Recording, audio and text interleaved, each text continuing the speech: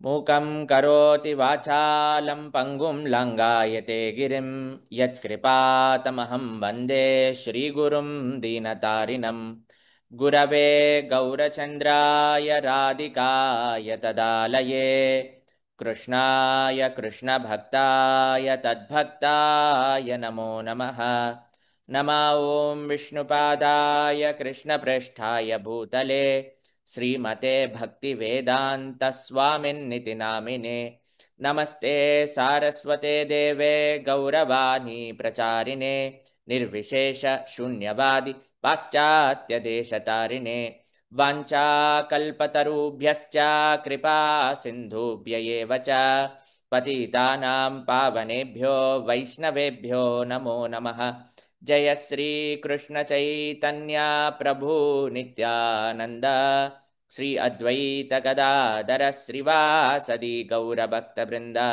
हरे कृष्णा कृष्णा कृष्णा हरे हरे हरे राम राम राम हरे हरे हरे कृष्ण अंदरिकी प्रणामालु मूडव अध्यायं శ్రీమద్ భగవద్గీత కర్మయోగానికి స్వాగతం. ఒకసారి మొదటి 2 అధ్యాయములలో మనం ఏం చెప్పుకున్నాము అనే విషయాన్ని ఒకసారి పునఃపరిశీలన చేద్దాం. మొట్టమొదటి అధ్యాయం మీకు గుర్తుండే ఉంటుంది. మనము డౌట్ అనే యాక్రోనిమ్ ద్వారా తెలుసుకున్నాం. అసలు ఈ మహాభారత యుద్ధం యొక్క నేపథ్యం ఏమిటి, దుర్యోధనుడు ఎలా పాండవుల యొక్క అరేంజ్మెంట్ని, ఆ సైన్యాన్ని చూశారు, అందరూ శంఖం పూరించటంతో కౌరవుల యొక్క హృదయంలో ఎటువంటి ప్రతిస్పందన కలిగినది.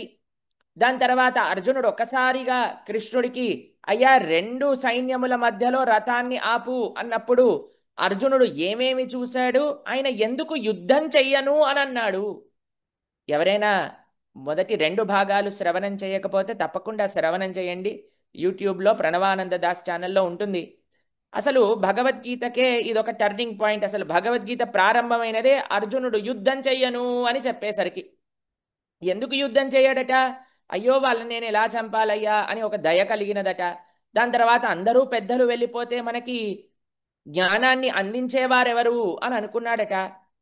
దాని తర్వాత మొత్తము ధర్మము క్షయమైపోతుంది ఈ యుద్ధము కానీ జరిగితే, లేదా నాకు రాజ్యం వస్తే నేను ఎవరికి చూపించుకోవాలి, అసలు నా అంటూ ఎవడూ లేకపోతే అని పాపం వస్తుంది నాకు అనే కొన్ని కారణాలు చెప్పి నేను యుద్ధం చెయ్యను అని గాంధీవాన్ని కింద పెట్టేశాడు అర్జునుడు. తర్వాత 2వ అధ్యాయం ప్రారంభమైంది. 2వ అధ్యాయంలో నిన్నటి రోజున మనం చూసాము. ఏ అక్రనింతో చూసామండి? గీత అనే అగ్రణింలో 2వ అధ్యాయం మనం నేర్చుకున్నాం. ఎందుకంటే ఇది గీతాసారము 2వ అధ్యాయం పేరు. మొత్తం గీత యొక్క సారాంశము మొత్తం 2వ అధ్యాయంలో ఉన్నదట. ఏంటి గీత అంటే? మొట్టమొదటి మనం గుర్తుపెట్టుకున్నా, ఎలా గురువు అనేది మన జీవితంలో చాలా ఆవశ్యకము. అర్జునంతటి వాడే గురువుని స్వీకరించారు. మనం ఎంత ముఖ్యమండి మనకి గురువుని స్వీకరించడం అనేది. కాబట్టి మొట్టమొదటి 10 శ్లోకములలో గురువు ఎందుకు కావాలి, అర్జునుడు వినయంగా కృష్ణుణ్ణి గురువుగా ఎలా స్వీకరించారో చూసాం. ఆయన ఎప్పుడైతే అర్జునుడు కృష్ణుణ్ణి గురువుగా స్వీకరించిన మరుక్షణం ఆయన ఆధ్యాత్మిక జ్ఞానాన్ని ఇవ్వటం ప్రారంభం చేశారు. ఏంటండి కృష్ణుడు చెప్పిన ఆధ్యాత్మిక జ్ఞానము? మొట్టమొదటిది, నేను ఈ శరీరం కాదు, నేను ఆత్మ. ఆత్మ యొక్క స్వభావం ఏంటండి? జీవేర స్వరూపోహై కృష్ణేర నిత్యదాస్. సరే అండి, నేను ఆత్మ, కానీ నేను చేయవలసినదేంటి? మనందరం జీవులం, మనం ఈ శరీరం కాదు. నిన్న ఎన్నో ప్రమాణాలతో చూసాం మనం. ఎలా మనం వాడుక భాషలో ఎలా చైతన్యం, ఎక్కడ చైతన్యం ఉంటుందో, ఎక్కడ మనము పునర్జన్మ సిద్ధాంతానికి సంబంధించిన వీడియోలు చూసాము. Out of the body near death experiences చూసాం. వీటన్నిటి వల్ల ఎలా మనము శరీరము కాదు ఆత్మ అనే తత్వము, భగవంతుడు ప్రస్తావన చేస్తున్న తత్వాన్ని మనం అర్థం చేసుకునే ప్రయత్నం చేశాం. సరే అండి, జీవుడు ఉన్నాడు, ఆత్మ ఉంది, అయితే ఏంటి, ఏం చెయ్యాలి అని అంటే నిన్న ఒక ఎగ్జాంపుల్ చూసామండి.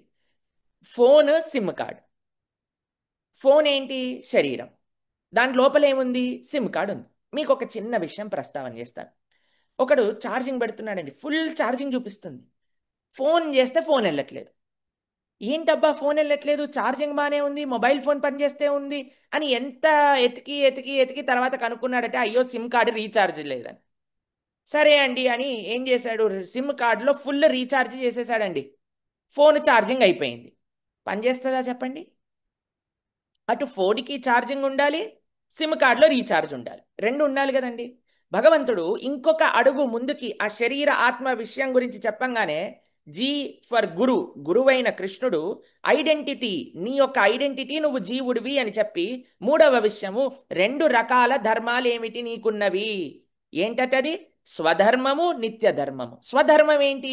శరీరానికి సంబంధించిన ధర్మం, ఫోన్కి ఛార్జింగ్ పెట్టినట్టు అనమాట. కానీ నిత్య ధర్మం ఏంటండి? ఆత్మ.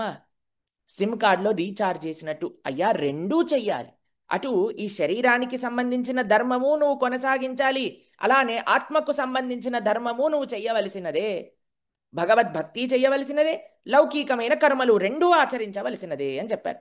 అయితే అర్జునుడు అడిగాడు, అయ్యా ఈ రెండూ చేసిన వాడు ఏమవుతాడు అనంటే, వాడు ఆత్మారామ స్థితికి చేరుకుంటాడు, స్థితప్రజ్ఞుడవుతాడు, మనసుని కంట్రోల్లో పెట్టుకుంటాడు, ఎటువంటి చెడు విషయములలో ఆయన దూరడు, పాపమే చెయ్యడు, ఎవరి పట్ల కోపం ఉండదు, ద్వేషం ఉండదు, శాంతిగా ఉంటాడు, స్థితప్రజ్ఞుడు అని చెప్పంగానే మూడవ అధ్యాయం ప్రారంభమవుతుందండి.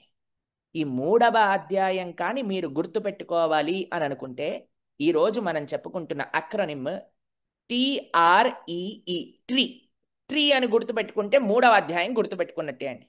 ఏంటో తెలిసిన అండి, ఫస్ట్ టీ ఫర్ త్యాగం. అసలు ఈ అధ్యాయంలో 4 విషయాలు మనం మాట్లాడుకోబోతున్నాం.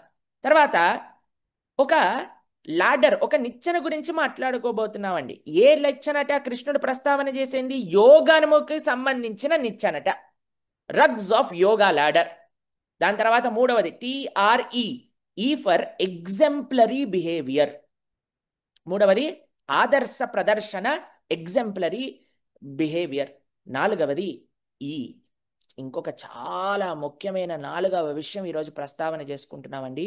మన ఆత్మకి ఇద్దరు శత్రువులు ఉన్నారట. మనమండి శత్రువుల గురించి చాలా జాగ్రత్తగా ఉంటాం.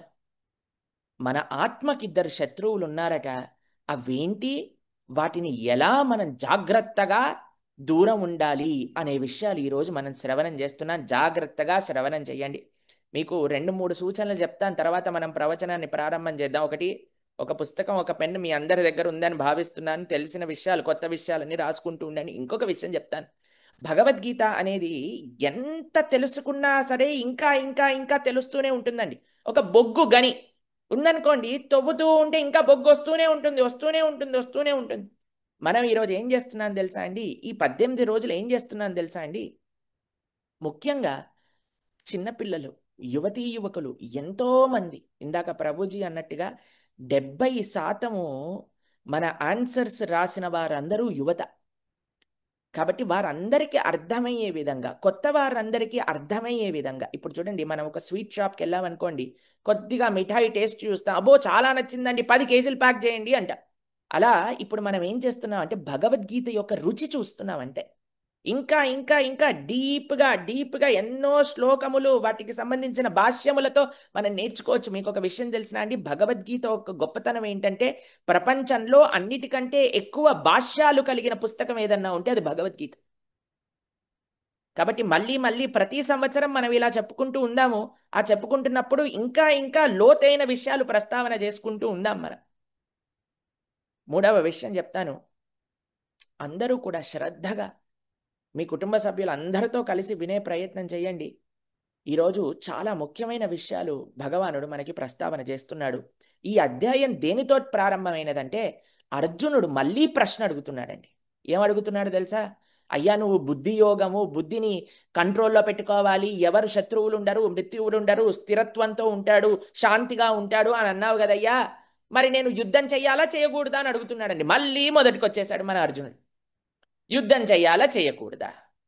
ఇక్కడ మీరు చూడండి, భగవద్గీత ఎలాంటిదో అంటే అండి, ఒక ప్రవచనం లాంటిది కాదండి. భగవద్గీత కృష్ణుడికి అర్జునుడికి మధ్య జరిగింది ఒక క్లాస్ కాదు, ఒక పాడ్కాస్ట్.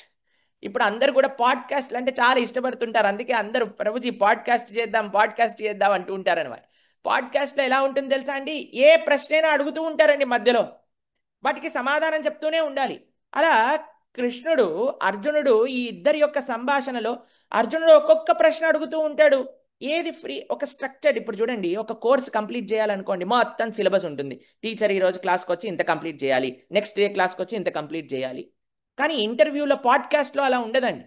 ఏ ప్రశ్న బట్టి సమాధానం వెళ్తూ ఉంటుంది. అలా అర్జునుడు ఈరోజు అడిగాడు, నేను యుద్ధం చెయ్యనా చెయ్యొద్దా అంటే కృష్ణుడు ఏం చెప్పాలండి? ఒక్కటే సమాధానం చెప్పేయచ్చు, నేను దేవుణ్ణి, యుద్ధం చెయ్యాలి అని అనొచ్చండి. కానీ అలా చెప్పలేదండి కృష్ణుడు. ఏమంటాడు తెలుసా అండి? మొత్తం జ్ఞానాన్ని, తత్వాన్ని చెప్పటం ప్రారంభం చేశాడు. మీరు చూడండి, మనం కొన్నిసార్లు స్టోరీస్ విన్నామనుకోండి, సపోజ్ కథా కాలక్షేపం చేసామనుకోండి, రామాయణం, భాగవతం, అందులో చాలా ఇంట్రెస్టింగ్ వృత్తాంతాలన్నీ ఉంటాయి, చాలా హ్యాపీగా రిలాక్స్డ్గా వినొచ్చు. కానీ భగవద్గీత అలాంటిది కాదండి. భగవద్గీత తత్వం, ఫిలాసఫీ.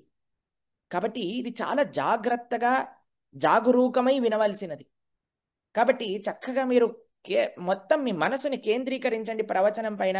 చక్కగా చెప్పే విషయాలన్నీ కూడా ధారణ చేసుకుంటూ ఉండండి. చాలా సులభంగా భగవద్గీత అర్థమైపోతుంది. ఇప్పుడు కృష్ణుడు ఏం చేయాలండి? చెప్పచ్చు, నేను దేవుణ్ణి, నేను చెప్పిందే ధర్మం, యుద్ధం చెయ్యి అని. కృష్ణుడు అలా చెప్పలేదండి. ఒక్కొక్క విషయం అర్జునుడికి అర్థమయ్యేంత వరకు చెప్పుకుంటూ వస్తున్నాడండి. మీకు ఒక విషయం చెప్తాను. ఒకసారి ఒక ఎక్స్పెరిమెంట్ చేశారటండి. ఒక ఆయనకి కళ్ళ గంతులు కట్టేశారట. కట్టేసి రూమ్లో నించోబెట్టారు. ఆయన ముందు రకరకాల చైర్, టేబుల్, తర్వాత ఒక సోఫా, అలాంటివన్నీ ఉన్నాయి. లాస్ట్కి ఒక వాల్ ఉంది. ఒక్కొక్కళ్ళని రూమ్లోకి వెళ్ళి ఏం చెప్పారట? అయ్యా, ఆయనను ముట్టుకోకుండా ఆయనని ఆ గోడ దగ్గరికి చేర్చండి అని అంటే, ఒక ఆయన లోపలికి వెళ్ళి రైట్ వెళ్ళు, లెఫ్ట్ వెళ్ళు, సీదా వెళ్ళు, అక్కడ ముట్టుకోకు, పక్క తిరుగు, దాని తర్వాత మళ్ళీ రైట్ తీసుకో, మళ్ళీ స్ట్రైట్ వెళ్ళు, ఇలా చెప్తున్నారటండి. అలా ఇద్దరు, ముగ్గురు, 10 మంది వెళ్ళినా సరే అందరు ఇలా చెప్పటము, ఒక్కొక్కరు ప్రయత్నం చేస్తున్నారు. కానీ ఈయన మాత్రం ఎక్కడో ఒక తట్టుకుంటున్నాడు, మళ్ళీ మొదటికి వచ్చేస్తున్నాడు. లాస్ట్కి ఒక ఆయన వెళ్ళాడటండి. అయ్యా, ఆయనని ముట్టుకోకుండా ఆయన నట్టు చేర్చండి అన్నాడు. అంతే కదండి. ఆయన సీదా వెళ్ళి ఆయన ముట్టుకోకుండా ఆయన కళ్ళకున్న గంతులు తీసేశాడటండి. ఆయన సీదా వెళ్ళి నడుచుకుంటూ వెళ్ళి వాళ్ళని ముట్టుకున్నాడట, గెలిచేశాడట. అలా మనము జీవితంలో కృష్ణుడు ఏం చేయిస్తున్నాడు అర్జునుడితో అంటే, అర్జునుడిని ఆలోచింపజేయిస్తున్నాడు అన్నమాట. అయ్యా, ధర్మము ఎలా ఆచరణ నువ్వు ఆలోచన చెయ్యి, నువ్వు డిసిజన్ తీసుకో.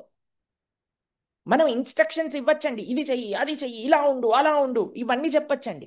కానీ దానికంటే గొప్పది ఏంటో తెలుసా అండి? ఒకరికి మనస్ఫూర్తిగా వారికి చెయ్యాలి అని వినిపించటం. అది ఎలా వస్తుందయ్యా అని అంటే, మంచి విషయాలు చెప్తూ తత్వం ఏంటి, ఎందుకు రీజనింగ్ చేస్తూ. కృష్ణుడు చూడండి ఎంత ఆర్డరింగ్ కాదండి, ఆయన అథారిటేటివ్ కాదు. జనాలు ఉంటారు, నేను ఇలా చెప్తున్నాను కాబట్టి చేయాల్సిందే, అలా అనట్లేదండి. ఆయన అకామిడేటివ్. కృష్ణుడు చాలా అకామిడేటివ్ అనమాట. జ్ఞానం ఇస్తున్నాడు అర్జునుడికి. అర్జున, నువ్వు ఇది ఇందుకోసం నిన్ను చెయ్యమంటున్నా అని చెప్తున్నాడండి. ఎంత అద్భుతమైన అప్రోచ్ అండి శ్రీకృష్ణ భగవానుడిది. ఎంత వైభవం అండి శ్రీకృష్ణ భగవానుడిది. కాబట్టి ఏం చెప్తున్నాడట? ఏమంటున్నాడు భగవంతుడు? అర్జునుడు అడుగుతున్న ప్రశ్న ఏంటి? నేను కర్మ చెయ్యను, నేను సన్యసిస్తాను. నేను ఏం చేయను? కర్మ చెయ్యను, నేను సన్యసిస్తాను. నాకొద్దు ఈ రాజ్యం వద్దు, ఈ గొడవలొద్దు, ఈ అన్నతమ్ముల్ని చంపటం వద్దు, నాకేం వద్దు, నేను అరణ్యంలోకి వెళ్ళిపోతాను, అక్కడ హ్యాపీగా తపస్సు చేసుకుంటాను అంటున్నాడు. మీరు చూడండి, చాలా విచిత్రమైన విషయం ఏంటంటే, భగవద్గీత చదివితే అందరూ ఇళ్ళను వదిలేసి వెళ్ళిపోతారు అని అనుకుంటారు. అయ్యయ్యో, వీడు భగవద్గీత చదువుతున్నాడండి, వీడు ఏమైపోతాడు అంటాడు. ఇక్కడ చూడండి, అర్జునుడు అంటున్నాడు, నేను అరణ్యానికి వెళ్ళిపోతానంటే కృష్ణుడు ఆపుతున్నాడు, వద్దురా అంటున్నాడు. ఇప్పుడు రెండు చాలా విచిత్రమైన ఆలోచనలు ఉంటాయండి ప్రపంచంలో. మీకు ఒక విషయం చెప్తాను. ఒకటి, కొంతమంది ఏమంటారంటే వర్క్ ఈజ్ వర్షిప్ అంటారు. నువ్వు చేసే పనియే పూజ, సపరేట్గా పూజ చేయాల్సిన అవసరం లేదు అంటారు. కొంతమంది ఏమంటారు తెలుసా అండి? వర్షిప్ ఈజ్ వర్క్ అంటారు. కేవలం ప్రొద్దు నుంచి రాత్రి దాకా పూజ చేస్తూనే ఉంటారు, అన్నీ అయిపోతుంది అనుకుంటారు. కానీ ఈ రెండు కాదండి. భగవద్గీత ఏమని చెప్తుంది? కృష్ణుడు ఏమంటున్నారు తెలుసా అండి? వర్క్ ఈజ్ వర్షిప్ కాదు, వర్షిప్ ఈజ్ వర్క్ కాదు. మూడవది, వర్క్ యాజ్ వర్షిప్. ఆరాధనగా పని చెయ్యి. పనియే ఆరాధన కాదు, ఆరాధనే పని కాదు, పని ఆరాధనగా చెయ్యి అనే మార్గం వైపు భగవానుడు అర్జునుడిని నడిపించబోతున్నాడండి. ఎందుకో తెలుసా అండి? 5వ శ్లోకంలో చెప్తారు, ఎందుకు పని చెయ్యకుండా నువ్వు ఉండకూడదు అనేదాన్ని ఒకసారి 5వ శ్లోకం చదువుదాం, దాని అర్థం చదువుదాం, దాని తర్వాత మనందరం కూడా తెలుసుకుందాం. చదవండి 5వ శ్లోకం. హరే కృష్ణ. నహి కశ్చిత్ క్షణమపి జాతు తిష్టాత్య కర్మకృత్ కర్యాతే హ్యవసా కర్మ సర్వ ప్రకృతి జైర్గుణై. ప్రతి ఒక్కడు ప్రకృతి గుణాల నుండి పొందిన లక్షణాలను అనుసరించే అవశుడై కర్మలో ప్రేరేపింపబడతాడు. కనుక ఏది చేయకుండా క్షణకాలమైనా ఎవ్వడూ ఉండలేడు. ఏది చేయకుండా క్షణకాలం కూడా మనం ఉండలేమటండి. అందుకే కదండి ఏదో ఒకటి మనం చక్కగా ప్రవచనం వినొచ్చు, కానీ ఫోన్లో ఏదో వీడియో రాగానే ఫోన్లో వీడియోలు తిప్పుతూ ఉంటాం. ఆ క్లాస్లో మంచిగా మనం చదువుకోవచ్చండి, కానీ ఏదో ఒకటి గుళ్ళొస్తే ఒకటి పైన ఎరేజర్ వేయటం, ఒకటి పైన షార్ప్నర్ వేయటం, మనల్ని డిస్ట్రాక్ట్. ఒక పని చేస్తున్నా సరే ఇంకో పని చేయకుండా ఉండలేకపోతున్నా, అసలు ఏ పని చేయకుండా ఎలా ఉండగలుగుతామని చెప్పండి. వైరాగ్యం తెప్పించడం అంటే మనుషులలో చాలా కష్టం అండి, తెలిసిన పాపం. ఒక పిల్లలు అనుకున్నారు, ఈ తండ్రి ఏమైనా సరే ఎప్పుడు చూడు ఇలానే ఉంటాడు, వీడికి వైరాగ్యం ఎలా తెప్పించాలి అని బాగా ప్రయత్నించి వాళ్ళు కాశీ యాత్రకు వెళ్తే ఒకసారి చూసారట, ఆ మణికర్ణికా ఘాట్లో మొత్తం అలా శవాలు కారిపోతుంటే ఇక్కడ తీసుకొద్దాము మంచిగా వైరాగ్యం వస్తుందని కూర్చోబెట్టారటండి. వాళ్ళ నాన్నగారు చూస్తూ చూస్తూ చూస్తూ ఆ శవాలు కారుతుంటే ఒకటే ఏడుస్తున్నారట. పిల్లవాళ్ళు అనుకున్నారు, అమ్మయ్య ఎంత మంచి పని చేశాను, లాస్ట్కైనా మా ముసలి నాన్నకి కొద్దిగైనా వైరాగ్యం వచ్చింది అని. ఆ నాన్న వైరాగ్యం వచ్చిందా, ఎందుకు నాన్న ఏడుస్తున్నావు అంటే, ఏం లేదురా జీవితం అంతా వేస్ట్ చేసేసాను. నాన్న అదే మీకు చెప్పాలనుకుంటున్నావు, ఏంటి నాన్న నీకు కలిగిన రియలైజేషన్ ఏంటి, సాక్షాత్కారం ఏంటి చెప్పు అంటే, అరే జీవితం అంతా బట్టల కొట్లో కూర్చున్నాను రా, ఇక్కడ కట్టెల వ్యాపారం పెట్టుకుంటే బాగుండేది, చూడండి ఎన్ని కట్టెలు పోతున్నాయో అన్నాడట. అది వైరాగ్యం ఎవరో ఇస్తే వచ్చే వస్తువు కాదండి, అదేం కమాడిటీ కాదండి, ఎక్కడో మనం కొనుక్కోలేమండి. చాలా కష్టం, మనం ఏం పని చేయకుండా ఉండలేము. నిజంగా చాలామంది అనుకుంటారు ఈ సాధువులు అయిపోయారు వీళ్ళు, వాళ్ళ జీవనం బాగుంది అని. అన్నిటికంటే కఠినం అండి బాంధవ్యాల నుంచి దూరంగా ఉండటము, మెటీరియల్ కంఫర్ట్స్ నుంచి దూరంగా ఉండటము. అయితే కృష్ణుడు అంటున్నాడు అర్జునుడితో, అయ్యా ఈ వైరాగ్యం వద్దు, ఇది పని చెయ్యకుండా ఒక్క క్షణం కూడా ఉండలేవు. అలా కానీ నువ్వు ఉంటే అది నిజమైన వైరాగ్యం కాదు, మిథ్యాచారము. 6వ శ్లోకంలో ఏమంటున్నాడు భగవంతుడు చూడండి.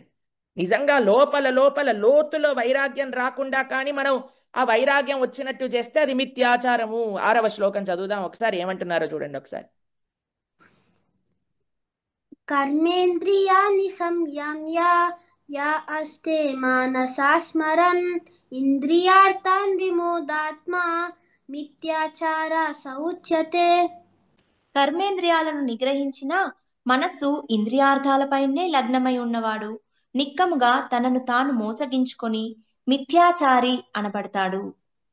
మనస్సుని నిగ్రహించకుండా కానీ బాహ్యంగా మనం సన్యసిస్తే, ఒక ఆయన అన్నాడటండి గురువుగారి దగ్గరకు వచ్చి, గురువుగారు నేను ఈ రోజే అరణ్యానికి వెళ్ళిపోతున్నాను తపస్సు చేయడానికి అన్నారట. గురువుగారు అన్నారట, ఒరే ఏంట్రా అంత వైరాగ్యం వచ్చేసింది, ఎందుకు వెళ్తున్నావు అరణ్యానికి అంటే, ఏం లేదు గురువుగారు, అరణ్యానికి వెళ్తే అయినా ఇంద్రుడు రంభనో ఊర్వశినో మేనకనో పంపిస్తాడు, అప్పుడు పెళ్లి చేసుకోవచ్చు అన్నాడట. కాబట్టి మనము తపస్సు చేసినా సరే దాంట్లో ఏదో ఒకటి లావాలని ఆశించే వాళ్ళము వైరాగ్య మార్గంలోకి వెళ్తే ఎలా అండి? అర్జునుడికి ఆయన కృష్ణుడికి ఇప్పుడు మనం ఏంటో ఎవరికి తెలుసా అండి? ముగ్గురికి తెలుసండి మనం ఏంటో. ఒకటి భగవానుడికి తెలుసు మనం ఏంటో, ఆయన మన తండ్రి కదండి, మనల్ని సృష్టించిన వాడు ఆయనే కదా, ఆయనకి తెలుసు. గురువులకి తెలుసండి మనం ఏంటో, అందుకే మన ప్రవృత్తి బట్టి వారు చెప్తూ ఉంటారు. అలానే మన పెద్దలకి తల్లిదండ్రులకి తెలుసు మనం ఏంటో అని. అందుకోసం ఇక్కడ కృష్ణుడు చెప్తున్నాడు, అర్జున నీకు కాదు అర్జున, ఎందుకో తెలుసా అండి, మొన్న మనం చూసాం హనుమ కోతి రూపంలో ఉండి ఆ వారధి కడితే వెళ్ళి ఇలా జంప్ చేసేసరికి వారధి కూలిపోగానే నేను అగ్నిలోకి దుంకేస్తా, అభిమన్యుడు పోగానే జయద్రథుని రేపు సాయంత్రం కల్లా చంపేస్తా, ప్రతిసారి ప్రతిజ్ఞ చేస్తాడు ఈయన. ఇంత కోపమైనా సరే ఒకసారి యుధిష్ఠిరుడినే అన్నాడు, నువ్వు గాంధీవాణి కింద పెట్టమన్నావు కాబట్టి నిన్ను చంపేస్తా. కృష్ణుడికి ఇదే పని, ఎక్కడ అర్జునుడు ఏ ప్రతిజ్ఞ చేస్తాడు వాడిని ఎలా కాపాడాలి. కాబట్టి అర్జునుడికి చెప్తున్నాడు, అర్జునుడి ద్వారా మనందరికీ చెప్తున్నారు, అయ్యా వైరాగ్యం అవసరం లేదు, పనిని వదిలేసి ఉండటం అవసరం లేదు, కానీ ఏం చెయ్యాలి మనం అనంటే 9వ శ్లోకంలో ఎంత అద్భుతంగా భగవానుడు చెప్తున్నాడో ఒకసారి చదువుదాం. 9వ శ్లోకం అర్థమైతే మన జీవనంలో ఏం చెయ్యాలి అని అర్థమవుతుంది. 9వ శ్లోకం చదువుదాం ఒకసారి. యజ్ఞార్థాత్ కర్మణో నిత్ర లోకోయం కర్మ బంధన తదర్థం కర్మ కౌంతేయ ముక్త సంగ సమాచర. విష్ణువు కొరకు యజ్ఞ రూపంలో చేసే కర్మను చేయాలి, లేకపోతే ఈ భౌతిక జగత్తులో కర్మ బంధకారమవుతోంది. అందుకే ఓ కుంతిపుత్ర, అతని ప్రీత్యర్థమే నీ కర్మలను చేయవలసింది. ఆ ప్రకారంగా నీవు సర్వదా బంధ విముక్తుడవై ఉంటావు. ఇక్కడ భగవానుడు సీక్రెట్ చెప్తున్నారండి. ఎవరి కోసం కర్మ చెయ్యి, నీ కోసం నువ్వు చెయ్యకు, కానీ భగవంతుడి కోసం చెయ్యి. నువ్వు విష్ణువు కోసం చెయ్యి, ఆయన తృప్తి కోసం చెయ్యి అని చెప్తున్నాడండి. ఇది కానీ మనం తెలిస్తే ఎవ్వరం ఏ బాధ్యత వదిలేయమండి. ఎలానో మీకు ఒక చిన్న ఎగ్జాంపుల్ చెప్తాను. మీరు చూడండి, ఎవరైనా కార్ డ్రైవింగ్ చేస్తున్నారనుకోండి, కార్ ఒక స్టీరింగ్ పైన చేయి పెడుతూనే ఉంటాడు. ఇక్కడ పక్కనుండే సైడ్ గ్లాసెస్ ఉంటాయి కదా, దాన్ని అడ్జస్ట్ చేస్తుంటాడండి. దాని తర్వాత కొన్నిసార్లు చెప్తారనమాట, ఇటువైపు కూర్చున్న వాళ్ళకి నేను చూస్తున్నాను, ఒక ఆయన ఇలా ఇలా ఇలా చేయి ఇలా చేయి అంటే వాడికి అర్థం కావట్లేదు ఎలా చేయాలో. ఏం చేశాడు తెలుసా అండి, స్టీరింగ్ పట్టుకున్నాడు, కార్ నడుస్తూనే ఉంది, ఇలా నొంగి అటువైపు నుంచి కరెక్ట్ చేస్తున్నాడు. నేను అనుకున్నా, బామ్మో వీడేంట్రా ఇలా చేస్తున్నాడు. తర్వాత మీరు చూడండి, డ్రైవింగ్ చేస్తూ అక్కడ స్క్రీన్ కరెక్షన్లు చేస్తూ జనాలతో మాట్లాడుతూ, కొంతమంది ఇంతకుముందు కార్లలో చిన్న స్క్రీన్ కూడా ఉండేదండి ముందు, టీవీలలో మూవీస్ కూడా చూస్తూ తింటూ అన్ని రకాలుగా చేస్తుంటాడు. కానీ ఆ డ్రైవర్ దృష్టి ఎక్కడ ఉంటుందండి, రోడ్డు పైన ఉంటుంది. అవునా కదా? అలా మనం అన్ని కర్మలు చేస్తూ మన దృష్టి భగవంతుడి పైన ఉండాలి, మన మనస్సు భగవంతుడి పైన ఉండాలి, మన యొక్క ఆలోచనలు భగవంతుడి పైన ఉండాలి. ఏవి విడవలసిన అవసరం లేదు. అన్నీ మనకుండే బాధ్యతలు, మనకుండే రెస్పాన్సిబిలిటీస్ మనం చేస్తూ మన దృష్టి, మన మనస్సు, మన యొక్క ఆలోచన ఇది భగవంతుడి పైన ఉంటే అది మనల్ని కర్మ బంధనంలో చిక్కుకోనివ్వకుండా కాపాడుతుంది. ఎలా అండి ఇది చేసేది? ఒక చిన్న ఉదాహరణ చెప్తాను. ఒకసారి నారదుల వారు భగవానుడి దగ్గరికి వెళ్ళారట. ఇలా, అయ్యా నీకు అన్నిటికంటే చాలా గొప్ప భక్తుడు ఎవరయ్యా అని అంటే, అక్కడ చూడండి ఒక రైతు ఉన్నాడు, ఆయన నా అన్నిటికంటే గొప్ప భక్తుడు అని అంటే, ఈ రైతా ఏంటండి ఆయన గొప్పతనం? చూడు ఎలా దున్నుతున్నాడో పొలాన్ని, ఎలా చక్కగా విత్తనాలు వేస్తున్నాడు, పొలం దున్నుతున్నాడు, అన్నీ చేస్తూ కృష్ణ రామ గోవింద మాధవ ముకుంద మధుసూదన అని పాడుతున్నాడు, ఎంత గొప్ప భక్తుడో అని అన్నాడటండి. అయితే ఇంత మాత్రానికే నీకు గొప్ప భక్తుడు అయిపోయాడా అని అన్నాడు. అంటే భగవానుడు ఏం చేశాడు తెలుసా అండి, ఒక పెద్ద కుండ, దాంట్లో మొత్తం నూనె నింపి నారదుడి చేతిలో పెట్టారట. అయ్యా నారద, ఒక చిన్న పని చేయనానా, మొత్తం ఈ భూమండలం మొత్తం కూడా ఈ నూనె కుండతో తిరిగిరా అన్నాడటండి. సరే అని నారదుడు, కానీ ఒకటే ఒక కండిషన్, ఒక్క చుక్క కూడా కింద పడకూడదు అని చెప్తే సరే అని పట్టుకొని జాగ్రత్తగా భూమండలం మొత్తం ప్రదక్షిణ తీసుకొచ్చి భగవానుడి దగ్గరికి వచ్చాడట. భగవానుడు అనగా, నూనె కింద పడిందా? పడలేదయ్యా, ఒక్క చుక్క కూడా కింద జారలేదు. మరి నువ్వు ఎప్పుడు నారాయణ నారాయణ నారాయణ నారాయణ అంటూ ఉంటావు కదా, అన్నావా అంటే, ఎక్కడ నారాయణయ్యా, ఈ నూనె చుక్క కింద పడకుండా చూసుకునేసరికి నా తల ప్రాణం తోక్కొచ్చింది. అందుకే చెప్పాను, ఆ రైతు చూడు నువ్వు, ఆయన చేయాల్సిన పనులన్నీ చేస్తున్నాడు. పొలం దున్నుతున్నాడు, విత్తనాలు వేస్తున్నాడు, కలుపు మొక్కల్ని తీస్తున్నాడు, నీళ్లు కొడుతున్నారు. వాటితో పాటు నా నామాన్ని మర్చిపోలేదు, నా కోసం చేస్తున్నాననే ఆలోచన మర్చిపోలేదు. ఇదొక్కటి మనం తెలుసుకోవాలండి. అన్ని బాధ్యతలు ధార్మికంగా చేసి భగవత్ ప్రీత్యర్థము కానీ మనం చేస్తే మనము కర్మ బంధనంలో చిక్కుకునే ప్రసక్తే లేదు. ఇది భగవానుడు చెప్పాలనుకుంటున్నది మనందరికీ అర్జునుడి ద్వారా. కాబట్టి అర్జునుడికి చెప్తున్నారు, అయ్యా నువ్వేమి విడవలసిన అవసరం లేదు. తర్వాత భగవానుడు ఏం చేస్తున్నారు తెలుసా అండి, ఒక నెక్స్ట్ మనం అనుకున్నాం కదండి, ఒక నిచ్చెన గురించి చెప్తున్నారండి. ఏ నిచ్చెనట? యోగ నిచ్చెనట. యోగ నిచ్చెన ఏంటి? యోగ నిచ్చెన చాలా జాగ్రత్తగా పరిశీలన చేయాలి, నోట్ డౌన్ చేసుకోండి, వీలుంటే నేను చెప్తాను. అన్నిటికంటే మనుష్య జన్మలో అత్యంత కింద స్థాయి, నిచ్చెన కింద నుంచి కదండి పైకి వెళ్ళేది, అన్నిటికంటే కింద స్థాయి ఏంటో తెలుసా అండి, యానిమలిస్టిక్ బిహేవియర్ అని అంటారు. జంతువుగా జీవించటం. జంతువుకి ఎటువంటి నియమాలు లేవండి. ఇప్పుడు చూడండి, మనిషికి అయితే నియమం ఉన్నది. అరే ఇక్కడ ట్రాఫిక్ వెళ్తున్నప్పుడు నువ్వు రోడ్డు దాటకూడదు, ఎప్పుడైతే వెళ్ళడానికి గ్రీన్ సిగ్నల్ ఉంటుందో అప్పుడే నువ్వు నడవాలి, అది కూడా ఏదైతే క్రాసింగ్ ఉంటుందో రోడ్ క్రాసింగ్ దానిపైనే నడవాలి. ఇలాంటివన్నీ నియమాలు మనకున్నాయి. చిన్నప్పుడు మా టీచర్ వాళ్ళు నేర్పించేవారు. రోడ్ క్రాసింగ్ చేసేటప్పుడు ఇటువైపు ఇటువైపు ఇటువైపు చూసి నడవాలి. ఇప్పుడు దీన్నే మనం ఒక బర్రెకి చెప్తామా అండి? అది ఎప్పుడైనా క్రాస్ చేయొచ్చు, అవునా కదా? దానికి నియమాలంటూ లేవండి. అన్నిటికంటే మానవ జన్మలో అన్నిటికంటే తక్కువ స్థాయి జీవనం ఏంటి అనంటే ఎటువంటి నియమాలు లేకుండా బ్రతకడం. దాని తర్వాత ఇంకొక ఇంకొక మెట్టు, పై మెట్టు, కింద అన్నిటికంటే కింద ఏ నియమం లేదు, నన్ను ఎవరు ఏమనకూడదు, నాకు నచ్చినట్టు నేను ఉంటా అని బ్రతకటం. దాని తర్వాత ఇంకో మెట్టు ఉందండి. ఏంటో తెలుసా అండి? అది భగవంతుని నమ్మరు, ఏథీయిస్టులు అంటారు, నాస్తికులు అంటారు. కానీ ఏం చేస్తారో తెలుసా అండి? వాళ్ళు మంచిగా ఉంటారు, కనీసం ధార్మికంగా కొంతమంది ఉండొచ్చు. అయ్యా మేము ఇన్ని మంచి పనులు చేస్తున్నాం, భగవంతుని నమ్మినా నమ్మకపోయినా మాకేం ఫరక్ పడదు అనేటట్టుగా జీవిస్తారు. వారు ఒక పై మెట్టండి. దాని తర్వాత కర్మకాండ. ఇక్కడ ఆ లాడర్లో ఒక చిన్న విషయం ప్రస్తావన చేయాలి. ఒకటి లౌకిక జీవనం, లౌకిక జీవనం తర్వాత నాస్తికవాదం, నాస్తికవాదం తర్వాత కర్మకాండ.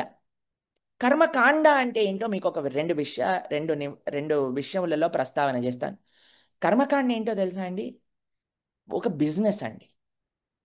నేనేం చేస్తే నాకేది వస్తుంది. బిజినెస్లో ఏం ఆలోచిస్తామండి? నేను ఇంత ఇన్వెస్ట్మెంట్ చేస్తే నాకెంత రిటర్న్స్ వస్తుంది, అంతే కదండి? కర్మకాండ దేనిపైన బేస్ అయ్యి ఉంటుందట? మొత్తం కర్మకాండ అనంటే ఏ పూజ చేస్తే నాకేం వస్తుంది. ఇది బిజినెస్ కంటే వేరే విషయం కాదండి. అందుకే ఇప్పుడు ప్రపంచంలో అన్నిటికంటే మనకి, మేము ఎప్పుడైనా ఇంటర్వ్యూలు చేస్తే దానిపైన కూడా ఇలాంటి టైటిల్స్ పెడుతుంటారండి. ఈ పూజ ఇన్ని వారాలు చేయండి, ఇదైపోతుంది, ఈ దీపం ఈ నూనెతో పెట్టండి, ఇదైపోతుంది, ప్రభుజీ ఇది చేస్తారట, ఇలా చేస్తే ఐశ్వర్యమే. మేము ఫోన్ చేసి మరీ వాళ్ళకి చెప్తాను, టీవీ ఛానల్ వాళ్ళకి, ఇలాంటివి పెట్టరాదు. ఎందుకో తెలుసా అండి? మనం కర్మకాండ వల్ల రెండు వస్తాయండి మనకు. ఒకటి ఏంటో తెలుసా? ఐకీక సంపద, ఈ లోకంలో కొద్దిగా సంపద. దాని తర్వాత స్వర్గాది లోకములు చేరుకుంటా. ఈ రెండు కూడా టెంపరీ అండి. ఈ రెండు కూడా నిన్న భగవానుడు చెప్పాడు కదా, ఈ ప్రపంచంలో ప్రతి ఒక్కటి చేంజ్ అవుతూనే ఉంటుంది. అలా ఈ రెండు టెంపరీ అండి. కాబట్టి దీనికోసం ఇది ఎంత నిర్ధారణ చేసి ఉంటే అంత వస్తుంది మనకి. దీనికోసం అత్యంత కష్టపడి, చాలామంది ఏమనుకుంటారంటే ఈ కర్మకాండనే భక్తి అనుకుంటారు. అక్కడ మనం చేసే తప్పు. మెల్లమెల్లగా ఇంకా చాలా మెట్లు ఉన్నాయండి పైకి వెళ్ళే వరకు. చాలా జాగ్రత్తగా వినాలి ఇది. ఫస్ట్ లౌకిక జీవనం, లౌకిక జీవనం తర్వాత నాస్తికవాదం, నాస్తికవాదం తర్వాత ఉండేది కర్మకాండ. ఇప్పుడు కర్మకాండ స్టేజ్లో ఉన్నాం. ఏం చేస్తారు వాళ్ళు? ఎక్కడ ఎవ్వరు టీవీలో కానీ ఎక్కడ ఎవరు ఏం చేయమన్నా చేస్తూ ఉంటారు. ఎందుకు? నాకు ఇది వచ్చేసేయాలి, నాకు ఇది రావాలి, నాకు అది పోవాలి, నాకు ఇది రావాలి, ఇంతే. కానీ మీకు ఒక విషయం చెప్పనా అండి? మనం ఇక్కడ ఎన్ని సుఖాలు అనుభవించినా, స్వర్గలోకం వరకు వెళ్ళిన క్షీణే పుణ్యే మత్యలోకం విశంతి. అందుకే శంకర భగవత్పాదాచార్య స్వామివారు ఒక విషయం చెప్తారు కదండి. పునరపి జననం పురనపి మరణం పురనపి జననీ జఠరే శయనం ఇహ సంసారే బహుదుస్తారే ఇహ సంసారే బహుదుస్తారే కృపయా పారే పాహి మురారే కృపయా పారే పాహి మురారే భజ గోవిందం భజ గోవిందం గోవిందం భజ మూఢమతే. ఈ ప్రపంచంలో ఎన్నున్నా సరే మనం 4 విషయాల్ని కానీ అస్సలు దాటలేమండి. ఒకటి జన్మ, మృత్యు, వృద్ధాప్యం, రోగం. ఇంతకుముందు ఈ 4 విషయాల గురించి చాలా ఎక్స్ప్లెయిన్ చేయవలసి వచ్చేదండి. కానీ కరోనా తర్వాత అందరికి ఈజీగా రోగం అంటే ఎంత భయమో అర్థమైపోయింది. ఇప్పుడు కూడా టీవీలో ఈ వేరియంట్ వచ్చింది అనగానే జనాలు అందరూ వణిగిపోతుంటారు. భారతదేశంలో ఇక్కడ ఇన్ని కేసులు వచ్చాయట, అన్ని అక్కడ కేసులు వచ్చాయట, ఏవేవో వైరస్లు. ఏంటండి అసలు కంగారు? అసలు కోవిడ్లో ఎంత భయపడ్డామండి. మన ఇంట్లో వాడికి కోవిడ్ వచ్చినా సరే ప్లేట్లో అన్నం పెట్టి దుమ్మని తోసేశారు అంతే జనాలు. నువ్వు ఈ రూమ్లో ఉండయ్యా, నేను ఆ రూమ్లో ఉంటే, నువ్వు నా దగ్గర రాకు, నేను నీ దగ్గర రాను, అంతే కదండి. ఎవరేమిచ్చినా శానిటైజర్లు, మాస్కులు, అసలు ఏమేమి చేసా ఒక్కొక్క వస్తువుని కడుక్కోటాలు. ఎందుకండి? ప్రాణ భయం. ఎన్ని ఐహిక సంపదలున్నా సరే, ఏ లోకంలో మనం ఉన్నా సరే, స్వర్గాది లోకములలో మళ్ళీ మనం రావాల్సిందే, ఇవన్నీ అనుభవించాల్సిందే. కాబట్టి కర్మకాండ టెంపరీ. దాని తర్వాత ఇంకొక మెట్టు కానీ మనం ఎక్కాలి అని అనుకుంటే భగవంతుడు చెప్తున్నాడండి, దాన్ని కర్మయోగము అని అంటారు. కర్మయోగం ఏంటో తెలుసా అండి? యోగము అన్న వర్డ్కి నిన్న ఆన్సర్ మనం చూసాం. భగవంతుడితో సంబంధం తెచ్చుకోవటం, పెట్టుకోవటం. కర్మకాండ భగవంతుడితో సంబంధం ఉండదండి. బిజినెస్ మ్యాన్కి కస్టమర్కి సంబంధం ఉండదండి. చెప్పడానికి చెప్తారు కస్టమర్లే మా దేవుళ్ళు అని. ఆయన ఇంటికి వెళ్ళి ఏం చేయరండి. మనం వాళ్ళు ఎందుకు వాళ్ళు చెప్తారంటే మనం ఇచ్చిన రేటుకి కొనుగోలు చేయాలి, అందుకే.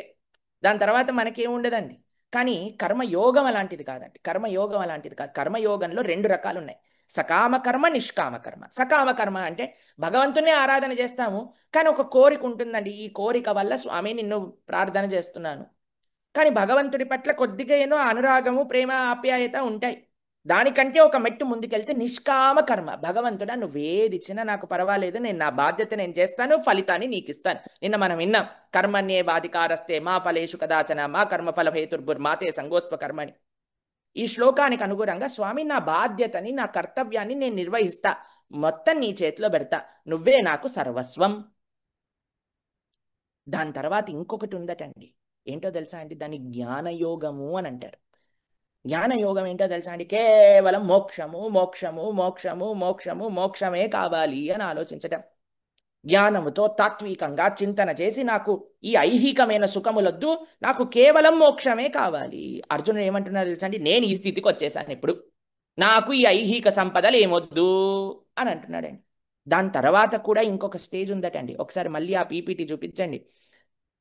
దాని తర్వాత ఉండేది అష్టాంగ యోగం. యమ, నియమ, ప్రాణాయామ, ప్రత్యాహార, ధారణ, ధ్యాన, సమాధి అనే స్థితులలో అష్టాంగ యోగం చేస్తారట. దాని తర్వాత చివరి అత్యంత మహోత్కృష్టమైన స్థితి భక్తి యోగము. ఎందుకు భక్తి యోగం అత్యంత మహోత్కృష్టమైన స్థితి ఎందుకో తెలుసా అండి? మీకు ఒక చిన్న ఎగ్జాంపుల్ చెప్తాను, మీకు అర్థమవుతుంది. ఇప్పుడు చూడండి, మనకి కర్మలో కేవలం ఇంద్రియాలే యూజ్ అవుతాయండి. జ్ఞానములో కేవలం బుద్ధి మాత్రమే యూజ్ అవుతుందండి. కానీ మూడవది ఇంకొకటి ఉంది, మనస్సు. భక్తిలో ఇంద్రియాలు, బుద్ధి, మనస్సు 3 భగవత్ సేవలో మనం పెట్టచ్చు. 3టిని భగవంతుడి యొక్క విషయములలో మనం సమర్పణ చెయ్యొచ్చు. అందుకే ఇక్కడ కృష్ణుడు చెప్తున్నాడు, ఓ అర్జున, నువ్వు కర్మను వదిలేస్తా అనకు, సన్యాసిస్తా అనకు, భగవంతుడికి యజ్ఞముగా చెయ్యి. యజ్ఞం అంటే ఏంటండి? ఒక చిన్న విషయం చెప్తాను. ఒకసారి మా ఆశ్రమానికి చిన్న పిల్లలు ఇద్దరు వచ్చారు. వారు దర్శనం చేసుకుంటున్నారు భగవంతుడిది. అయితే ఒక పూజారి వచ్చి మా ఆశ్రమంలో నాకు కొద్దిగా భగవంతుడు మహాప్రసాదం ఇచ్చారు. 2 సందేశ్ అంటారు, స్వామికి రోజు మా ఆలయంలో నివేదన చేస్తారనమాట. 2 సందేశాలు ఇచ్చారు. సరే నేను అనుకున్న ఈ చిన్న పిల్లలు వచ్చారు కదా, ఫస్ట్ టైం వచ్చారు కదా, వారికి ఇద్దాం కదా అంటే 2 సందేశాలు ఇచ్చేసాను. ఇయ్యంగానే ఏం చేశారు తెలుసా అండి? నోట్లో పెట్టేసుకున్నాను. నోట్లో పెట్టుకోగానే వాళ్ళ అమ్మ వచ్చి ఇద్దరు చెవులు ఇలా పట్టుకుందండి. అటువైపు నుంచి ఒకటి, ఇటువైపు నుంచి ఒకటి చెవులు పట్టుకొని, ఏయ్ ఫస్ట్ థ్యాంక్ యూ చెప్పండి, థ్యాంక్ యూ చెప్పండి అని అన్నారు. అనగానే వీళ్ళిద్దరు పిల్లలు థ్యాంక్ యూ థ్యాంక్ యూ అని అన్నారు. ఎప్పుడైనా సరే ఏదైనా తీసుకుంటే థ్యాంక్ యూ చెప్పటం నేర్చుకో అని వాళ్ళిద్దరు పిల్లలకి చెప్పింది. ఏమనుకోకండి, థ్యాంక్ యూ ఇప్పుడిప్పుడే నేర్పిస్తున్నాము అని చెప్పి దేవుడి దగ్గర తీసుకెళ్ళిపోయి. చూడండి, మనము ఇంకిత జ్ఞానం ఏంటి మనకి? ఎవరైనా మనకి ఏదైనా మంచి చేశారు అని అంటే కృతజ్ఞత చెప్పుకోవటం, అవునా కాదా అండి? అని చిన్నపిల్లలందరికీ నేర్పిస్తాం కదండి. ఇప్పుడు చూడండి, మనకి ఈ ప్రపంచంలో ఎవ్వడు ఫ్రీగా చేయడండి. ఒక నెలాఖరు వచ్చిందనుకోండి, ఎన్ని బిల్లులు వస్తాయి మీ దగ్గర ఒకసారి ఆలోచన చేయండి.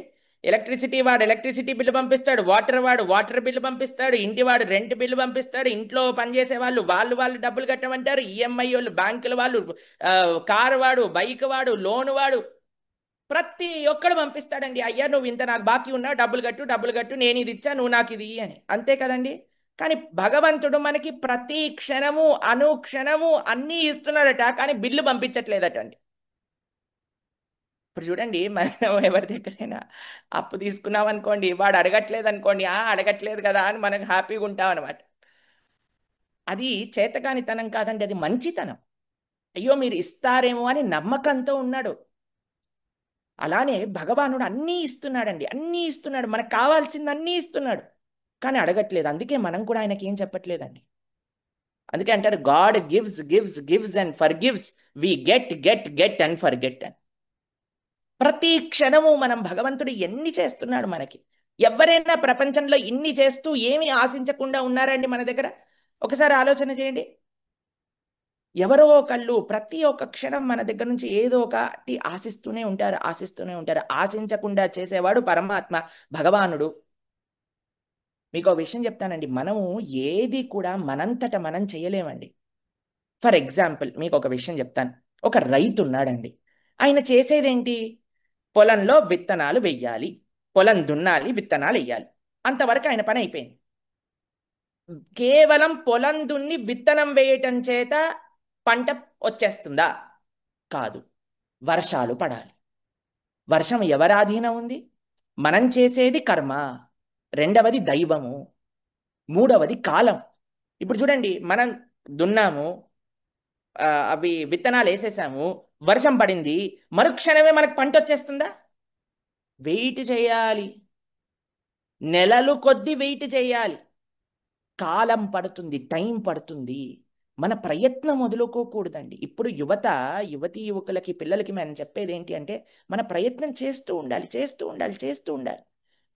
తప్పకుండా మనకి ఫలితం వస్తుంది, కానీ ఆ ఫలితానికి కొద్దిగా సమయం పడుతుంది, మనం వెయిట్ చేయాలి. ఇప్పుడు ఏమైపోయిందంటండి, మనకి చాలా ఫాస్ట్ జీవనం అయిపోయిందండి. ప్రతి ఒక్కటి నిమిషంలో రావాలి. అందుకే ఒక యాప్ ఉంటుంది తెలుసా, బ్లింకిట్ అంటాడు. రెప్పపాటులో సామాన్ వచ్చేస్తుందండి. అందుకే జనాలు బయటికి వెళ్ళటం మానేశారు. జెప్టో, బ్లింకిట్ అన్ని దీంట్లో ఆర్డర్ పెట్టుకోవటాలు, ఇక్కడ ఇది అయిపోగానే వెంటనే వచ్చేస్తుంది. మీకు ఆ విషయం తెలుసా అండి, జీవనం ఎంత ఈజీ అవుతే అంత డేంజరస్గా మారుతుంది. మేము మొన్న ఒక రీసెర్చ్ చదివాం. ఏంటో తెలుసా అండి, మనకి ఆన్లైన్ పేమెంట్ సిస్టమ్ వచ్చింది కదా. ఆన్లైన్ పేమెంట్ సిస్టమ్ వచ్చాక ఒక రీసెర్చ్ జరిపితే ఆ రీసెర్చ్లో చెప్పారట, 70% అనవసరమైన ఖర్చులు పెరిగాయటండి. ఎందుకో తెలుసా అండి, ఇప్పుడు చూడండి, మన చేతిలో ఒక నోటు కట్టు ఉందనుకోండి, ఎవరికైనా ఇయ్యాలనుకోండి, మళ్ళీ మళ్ళీ మళ్ళీ మళ్ళీ లెక్క పెట్టుకొని ఎంత ఆలోచించి, వామ్మో ఇంతనా అంతనా, ఒక్కొక్కటి నోటు ఇది పెట్టి మళ్ళీ రబ్బర్ బ్యాండ్ వేసి దాన్ని జేబులో పెట్టుకొని ఇంత కథ ఉంటుంది. కానీ ఇప్పుడు ఆన్లైన్ సిస్టమ్ వచ్చాక జస్ట్ ఇలా ఇలా పట్టుకుంటే చాలండి, పేమెంట్ అయిపోతుంది. కాబట్టి ఆ పెయిన్ మనకు తెలియట్లేదు. ఎందుకో అంత ఫాస్ట్ అయిపోయింది, అంత ఫాస్ట్ అయిపోయింది, ప్రతి ఒక్కటి ఫాస్ట్ అయిపోయింది. కానీ అలా కాదు. మనం తెలుసుకోవాల్సింది, జీవనం అంత ఫాస్ట్ కాదు. ప్రవచనాలు కూడా చిన్నవైపోయాయి, రీల్స్ అయిపోయాయండి ప్రవచనాలు కూడా. ప్రతి ఒక్కటి ఫాస్ట్ అయిపోయేసరికి మనం కూడా జీవితంలో అన్ని ఫాస్ట్గా దొరికేస్తాయి అని అనుకుంటున్నా. కానీ కాదయ్యా, సమయం పడుతుంది. మీకు ఇంకొక విషయం చెప్తానండి. ఇంతకుముందు మేము ఒకరితో మాట్లాడుతున్నాం. ఇంతకుముందు జీవితంలో సెటిల్ అవ్వడానికంటే ఇప్పుడు జీవితంలో సెటిల్ అవ్వడానికి చాలా చాలా సమయం పడుతుంది. ఎందుకంటే కాంపిటీషన్ పెరిగిపోయింది ప్రపంచంలో మొత్తం కూడా. కాబట్టి ఇంకా మనం ధైర్యం పెంచుకోవాలి, ఇంకా మనం ఓపిక పెంచుకోవాలి, ఇంకా మనం గట్టిగా ఉండాలి. అదే భగవాన్ ఇక్కడ చెప్తున్నాడు, అయ్యా నీ ప్రయత్నం నువ్వు చేసావు, దాంతోపాటు దైవ సహకరించాలి, దాంతోపాటు సమయం కూడా పడుతుంది, ఓపిక పట్టు. మేము కాలేజీలో ఉన్నప్పుడు అండి, ఒకరోజు మేము హాస్టల్కి వెళ్ళేసరికి ఓ పెద్ద గుంపు ఉందండి. ఏంటబ్బా ఇంత పెద్ద గుంపు ఉంది, పోలీసులు ఉన్నారు, హాస్టల్ డైరెక్టర్ ఉన్నారు, వీళ్ళందరూ ఉన్నారు, ఏంటబ్బా అని తెలిస్తే మా పక్క హాస్టల్లో ఒక ఆయన సూసైడ్ చేసుకున్నాడు, పిల్లవాడు. ఎంత బాధేసిందో ఆయనకి. అంటే నాకు ప్రత్యక్షంగా తెలియదు, కానీ చూస్తుండేవాడిని, పక్క హాస్టలే కదండి, ఆయన ఎవరో నాకు తెలుసు. అయితే ఎందుకయ్యా సూసైడ్ చేసుకున్నాడు అని పరిశీలన చేస్తే ఏమైంటే తెలుసా అండి కారణము, ఎగ్జామ్లో నేను ఫెయిల్ అయిపోతానేమో అని సూసైడ్ చేసుకున్నాడట. రిజల్ట్ వచ్చాక వాడు ఫెయిల్ అవ్వలేదు, పాస్ అయ్యాడు పిల్లవాడు. కర్మ చేశాడండి, ఎగ్జామ్ రాశాడు, పర్వాలేదు రాశావు, కరెక్షన్ అవుతుంది, వెయిట్ చేయి కదా కనీసము. ఓపిక నశిస్తుంది. భగవంతుడు అంటున్నాడు ఇక్కడ, అయ్యా ఈ మూడు కూడా కారణాలు ఉన్నాయి. దైవము, కర్మ, కాలము దీనివల్ల వస్తుంది. కాబట్టి నువ్వు దైవం పట్ల, కాలం పట్ల, కర్మ పట్ల, మూడిటి పట్ల బాధ్యతగా ఉండు. మూడిటి పట్ల మన బాధ్యత ఉండాలండి. మనం ఏం చేస్తామంటండి, దేశం బాగుపడిపోవాలి, మనం మాత్రం ట్యాక్స్ కట్టాం. ఎలా నడుస్తుందండి అలా? దేశం బాగుండాలంటే ట్యాక్స్ కట్టాలి కదండి. అందరు అంటారు, లండన్ విషయంగా కొన్ని కంట్రీస్ చెప్తాను, చాలా నీట్గా ఉన్నాయండి, ఎంత బాగున్నాయండి, ఎంత డెవలప్డ్గా ఉన్నాయండి అని అంటారు. ఎందుకంటే వాళ్ళు అంతంత ట్యాక్సులు కూడా గుమ్మరిస్తున్నారు కదండి. ఒక్కొక్కటి 47%, 50%, ఎన్నెన్ని ట్యాక్సులు కడితే ఆ గవర్నమెంట్ దాన్ని క్లీనింగ్లలో, మెయింటెనెన్స్లో ఇవన్నీ పెడుతున్నాయి. ఎంత మనం సంపాదన చేస్తే అంత ట్యాక్స్ కట్టాలి, అంతే కదండి. ఏమి సంపాదించిన వాడిని ఏమి ట్యాక్స్ కట్టాల్సిన అవసరం లేదు. ఎంత మనకి ఆశ ఉంటే అంత మనం బాధ్యతతో ఉండాలి, ఎన్ని మన కోరికలు ఉంటే అంత మనం చాలా జాగ్రత్తగా ఉండాలి. ఇక్కడ అర్జున్ ఏమంటున్నా, అమ్మయ్య మంచి పాయింట్ దొరికింది, నాకేం కోరికలు లేవు, నేను ట్యాక్స్ కట్టను, నేను రెస్పాన్సిబుల్గా ఉన్నాను అని అంటున్నాడు. అప్పుడు కృష్ణుడు ఒక విషయాన్ని చెప్తున్నారు, అయ్యా అర్జున, నీకు కోరికలు లేకపోయినా సరే నువ్వు ట్యాక్స్ కట్టాల్సిందే, నువ్వు ఇన్కమ్ సంపాదించకపోయినా ట్యాక్స్ ఇది ఎక్కడ అన్యాయం బాబు అని అంటే భగవంతుడు చెప్తున్నాడండి. 21వ శ్లోకం ఒకసారి అధ్యయనం చేయండి, చాలా ముఖ్యమైన శ్లోకం, మనందరికీ చాలా ఇంపార్టెంట్ శ్లోకం. 21వ శ్లోకం భగవద్గీత, ఒకసారి మనందరం చదువుదాం. యద్యదాచరతి శ్రేష్ఠ తదేవేతరో జనః సయత్ ప్రమాణం కురుతే లోకస్తదనువర్తతే. శ్రేష్ఠుడైన వ్యక్తి ఏ కార్యం చేస్తే సామాన్య జనులు దాన్ని అనుసరిస్తారో, ఉత్తమమైన కర్మల ద్వారా అతడు దేనిని ప్రమాణంగా నెలకొల్పుతాడో దానిని లోకమంతా అనుసరిస్తుంది. ఇప్పటి వరకు మనం ఏం చూసామో ఒక్కసారి చెప్తానండి. అర్జునుడు ఏమంటున్నాడు, నేను యుద్ధం చేయను అంటున్నాడు. కృష్ణుడు ఏమంటున్నాడు, యుద్ధం చేయరా బాబు అంటున్నాడు. ఎందుకోసం యుద్ధం చేయి, నీ కోసం చేయకు, భగవానుడి కోసం చెయ్యి, విష్ణువు ప్రీత్యర్థం చెయ్యి. ఏంటి విష్ణువుకి ప్రీత్యర్థం చెయ్యవంటే ప్రేమతో థ్యాంక్స్ చెప్పడం, అంతే కదండి. థ్యాంక్స్ అంటే ఏంటి, భగవంతుడితో ప్రేమతో సమర్పణ చెయ్యటము అని మనం ఇప్పటి వరకు విన్నాం. ఓ యోగా ల్యాడర్ అన్నిటికంటే గొప్పదేంటి, ప్రేమతో, ప్రేమ భక్తి, భక్తి అంటే ప్రేమ అండి, దానికంటే ఇంకొకటి లేదు. ఇప్పుడు మీరు చూడండి, ఒక బిల్డింగ్ ఉందండి, ఒక 100 ఫ్లోర్లు ఉంది. ఒకటేంటి, 3 ఆప్షన్లు ఉన్నాయి మన దగ్గర. ఒకటి పెయింట్ వేయడానికంటే పెద్ద పెద్ద తాళ్ళు కడతారు తెలుసు కదండి, ఆ తాడు ఒకటి బయట ఎలాడుతుందండి. 2 100 ఫ్లోర్లు ఏమంటాం దాన్ని, మన స్టేర్ కేస్తో వెళ్ళటం. 3వది లిఫ్ట్లో కూర్చొని నొక్కటం లిఫ్ట్. మనం ఎందులో వెళ్తామండి? లేదు ప్రభుజీ, ఆ పెయింట్ వేసేవాడు ఉన్నాడు కదా, అది ఏలాడుతూ ఏలాడుతూ పైకి ఎక్కుతాను 100 ఫ్లోర్లు అనం కదండి. అలానే మనము 100 ఫ్లోర్లు ఇప్పుడైతే అన్నీ ఇందాక అనుకున్నాం కదా, అన్నీ సులభంగా వచ్చేసేయాలని. మనకి సంకల్పాలు బాగానే ఉంటాయండి, కానీ కష్టపడే వ్యక్తిత్వం మన దగ్గర ఉండట్లేదు. ఒకసారి ఒకళ్ళు ఏం చేశారంటే థ్రెడ్ మిల్ కొన్నారండి, ఇంట్లో బాగా ఎక్సర్సైజ్ చేసి మొత్తం మొత్తం ఫిట్ అండ్ ఫైన్ అయిపోతానని. రెండోసారి వాళ్ళ ఇంటికి వెళ్ళేసరికి ఆ థ్రెడ్ మిల్ పైన అన్ని బట్టలు ఆరుతున్నాయి. మేమన్నా ఇదేంటబ్బా బట్టలు ఆరేస్తున్నారు ప్రభుజీ, ఎక్సర్సైజ్ చేయట్లేదు కదా, కనీసం నా బట్టలైనా ఆరుతాయి వర్షాకాలంలో. కాబట్టి మనకి ఆ శ్రద్ధ రావట్లేదు మనం ఏం చెయ్యాలి అనే వాటిపైన, అవునా కాదా చెప్పండి. సింపుల్ సింపుల్ కావాలి మనకి, అందుకే భక్తి కూడా సింపుల్, మనలాంటి వాళ్ళ కోసమే తయారు చేశాడండి భగవంతుడు భక్తి యోగాన్ని. అన్నిటికంటే గొప్పది, అన్నిటికంటే సులభమైనది. ఏంటి, ప్రేమతో భగవంతుడికి, అయ్యా ఇది నువ్వు నాకు ఇచ్చావు, నీ వల్ల ఇది నేను చేయగలుగుతున్నాను, నీకు సమర్పిస్తున్నాను, ప్రభు తేరా తుజుకో అర్పణ్. అయితే ఇక్కడ కృష్ణుడు అర్జునుడికి చెప్తున్నారు, అయ్యా ఎవరైతే శ్రేష్ఠులు ఉన్నారో, మీకు ఒక్క విషయం చెప్తానండి, జీవితంలో మనం చెప్పేది ఎవ్వరూ వినరండి. మనం చెప్పేది వింటారు అని అనుకుంటే చాలా తప్పు. మనం ఆచరించేది చూసి ఆచరిస్తారు. చాలా మంది తల్లిదండ్రులు మా దగ్గరకు ఒక కంప్లైంట్ వస్తారండి, ప్రభుజీ మా పిల్లలు వినట్లేదు మా మాట, మా పిల్లలు వినట్లేదు మా మాట. ఒకటే చెప్తాం, పిల్లలు మాట వినరండి, మీరు ఆచరణ చేసేది చూసి ఆచరిస్తారు. మన ఆచరణ వేరుగా ఉండి చెప్పేది వేరుగా ఉన్నదనుకోండి, వారు తలూపుతారు అంతే అండి, దాని తర్వాత వారు మాత్రం అది మనసులోకి ఎక్కదనమాట. అందుకే భగవానుడు ఏమంటున్నాడు అర్జునుడిని చూసి, అయ్యా నువ్వు శ్రేష్ఠుడివి, అందరూ నిన్ను చూస్తున్నారు, నువ్వేం చేస్తే అది చేస్తారు. అందుకే అండి మన పిల్లలకి ఎవరు శ్రేష్ఠులు అని నేర్పించటం కూడా చాలా ముఖ్యమండి. ఎవరు గొప్పవాళ్ళు నాన్న, ఎవరిని నువ్వు ఆచరించాలి అని చెప్పటం కూడా చాలా గొప్ప విషయం అండి.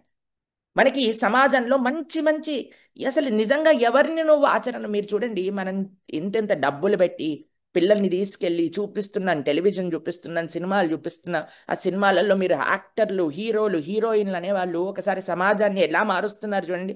కొంతమంది ఏమో బెట్టింగ్ యాప్లు ప్రమోట్ చేస్తున్నారు, కొంతమంది ఏమో గుట్కాలు మాణిక్ చందులు ఇవన్నీ ఏమంటున్నారు, ఇంకొంతమంది ఏమో ఇవి మాదక ద్రవ్యాలను ప్రమోట్ చేస్తున్నారు, ఇంకొకళ్ళు ఏమో కూల్ డ్రింకులు తాగమని చెప్తున్నారు, ఇంకొకళ్ళు ఏమో చాక్లెట్లు తినమని చెప్తున్నారు. వాడికి ఏం పోయిందండి, వాడికి డబ్బులు వస్తున్నాయి ప్రమోషన్ చేయడానికి. ఒక పక్కనేమో మనం కూర్చొని గంటలు గంటలు, ఒరే ఇది మానేయండిరా బాబు, ఇది ఇలా ఉండండిరా, ధైర్యంగా ఉండండిరా, మంచిగా ఉండండిరా, తల్లిదండ్రుల పైన బాధ్యతగా ఉండండిరా, చెడు పనులు చేయకూడదా అంటే, ప్రవచనానికి ఎందుకండి, పిల్లలకి చిన్నప్పటి నుంచే మనం కాదా అండి పిల్లల్ని పాడు చేసేది చెప్పండి? అందుకే ఒకటి చెప్తారండి, నువ్వేదన్నా చెప్పాలనుకుంటే దాన్ని చెయ్యి, అవసరమైతే మాట్లాడు అని అంటారు. మనం ఏం చేస్తున్నామండి? మాట్లాడుతూనే ఉంటాం, మాట్లాడుతూనే ఉంటాం, కానీ ఆచరించం. అందుకు భగవాన్ ఒకటి చెప్తున్నాడు, అర్జున నువ్వు చేస్తే నీ వెనకాల అందరూ చేస్తారు, ఎందుకంటే నువ్వు హీరోవి కాబట్టి. ఆ అందుకే కదండి మనం అర్జున్ అర్జున్ అని పేరు పెట్టుకుంటూ ఉంటారు అందరూ. ఎందుకంటే ఆయన హీరో కాబట్టి. ఎవరైనా దుర్యోధన్ అని పేరు పెట్టుకుంటారండి? పెట్టుకోరు, ఎందుకంటే వాడు విలన్ కాబట్టి. అయ్యా నువ్వు హీరో, నువ్వు చేసినట్టు చేస్తారు జనాలందరూ కూడా. ఆ చిన్నప్పుడు మేము చదువుకునేటప్పుడు, ఇప్పుడు అవన్నీ లేకపోయి ఉండొచ్చండి. హీరోలు ఏం చేస్తే అలానే ఇప్పటికి కూడా అలా ఉంది, కానీ వేరే సమయానికి వేరే వేరేగా ఉండేదండి. ఒక సినిమాలో హీరో ఏం చేశాడు? సగం టక్ చేసుకొని సగం వదిలేశాడు. అందరు జనాలు అలానే సగం టక్ చేసుకోవటం, సగం వదిలేయడు. ఇప్పుడు ఫ్యాషన్ ఏంటంటే ఒక లేటెస్ట్ హెయిర్ స్టైల్ అట, ఇక్కడ నుంచి ఇలా వెనకాలకి వెళ్తుంది. ఒక చిన్న పిల్లవాడిని చూసా, అరే ఇక్కడ దెబ్బ తగిలిందిరా నీకు అంటే, దెబ్బ కాదు ప్రభుజీ ఇది హెయిర్ స్టైల్ అని అన్నారనమాట. కాబట్టి ఆ హీరోలు ఏం చేస్తే అలానే పిల్లలు ఆచరిస్తారండి. కాబట్టి మనము అర్జునుడికి కృష్ణుడు ఉపదేశం చేస్తున్నారు, అయ్యా నువ్వు బాధ్యత కలిగిన వ్యక్తివి. ఎవరెవరికి బాధ్యత ఉందండి సమాజంలో? సమాజాన్ని ముందుకు తీసుకెళ్లే నాయకులకి బాధ్యత ఉంది. దాని తర్వాత మనం ఒక సమాజంలో చూసుకుంటే ఒక విద్యాభ్యాసం నేర్పించే ఒక ఉపాధ్యాయుడికి, ఉపాధ్యాయురాలికి చాలా బాధ్యత ఉన్నది. ఇంకో విషయం చెప్పనా అండి, ఒక కుటుంబాన్ని ముందుకు తీసుకెళ్లి ఒక తండ్రికి తల్లికి చాలా బాధ్యతలు ఉన్నాయి. పిల్లల్ని ఎలా మనం పెంచాలి, ఎలా మనం ఆచరణ చేయాలి, మన ఆచరణ చూస్తారు కానీ ఉపదేశములు పట్టించుకోరు. కాబట్టి భగవానుడు ఏమంటున్నాడు తెలుసా అండి, నీ విషయం కాదు అర్జున, నేను కూడా నా బాధ్యతలు నిర్వహిస్తాను అందరికీ ఒక చక్కటి ఉదాహరణగా ఉండడానికి. మీరు చూడండి, భగవంతుడు ఇప్పుడు ఇంత చక్కటి జ్ఞానాన్ని ఉపదేశం చేస్తున్నాడు. అదే భగవంతుడు అవతారంలో రాముడిగా వస్తే విశ్వామిత్రుడిని గురువుగా స్వీకరించి అందరికీ ఒక మర్యాద నేర్పించారు. అయ్యా తరించాలంటే గురువు అవసరము. అదే ఇంత జగద్గురువులు, కృష్ణం వందే జగద్గురుం అన్న శ్రీకృష్ణ భగవానుడు సాందీపని మహర్షి దగ్గరికి వెళ్ళి జ్ఞానాన్ని సముపార్జన చేసి ఉజ్జయిని అవంతి దేశంలో గురు దక్షిణ సమర్పణ చేసుకున్నారు.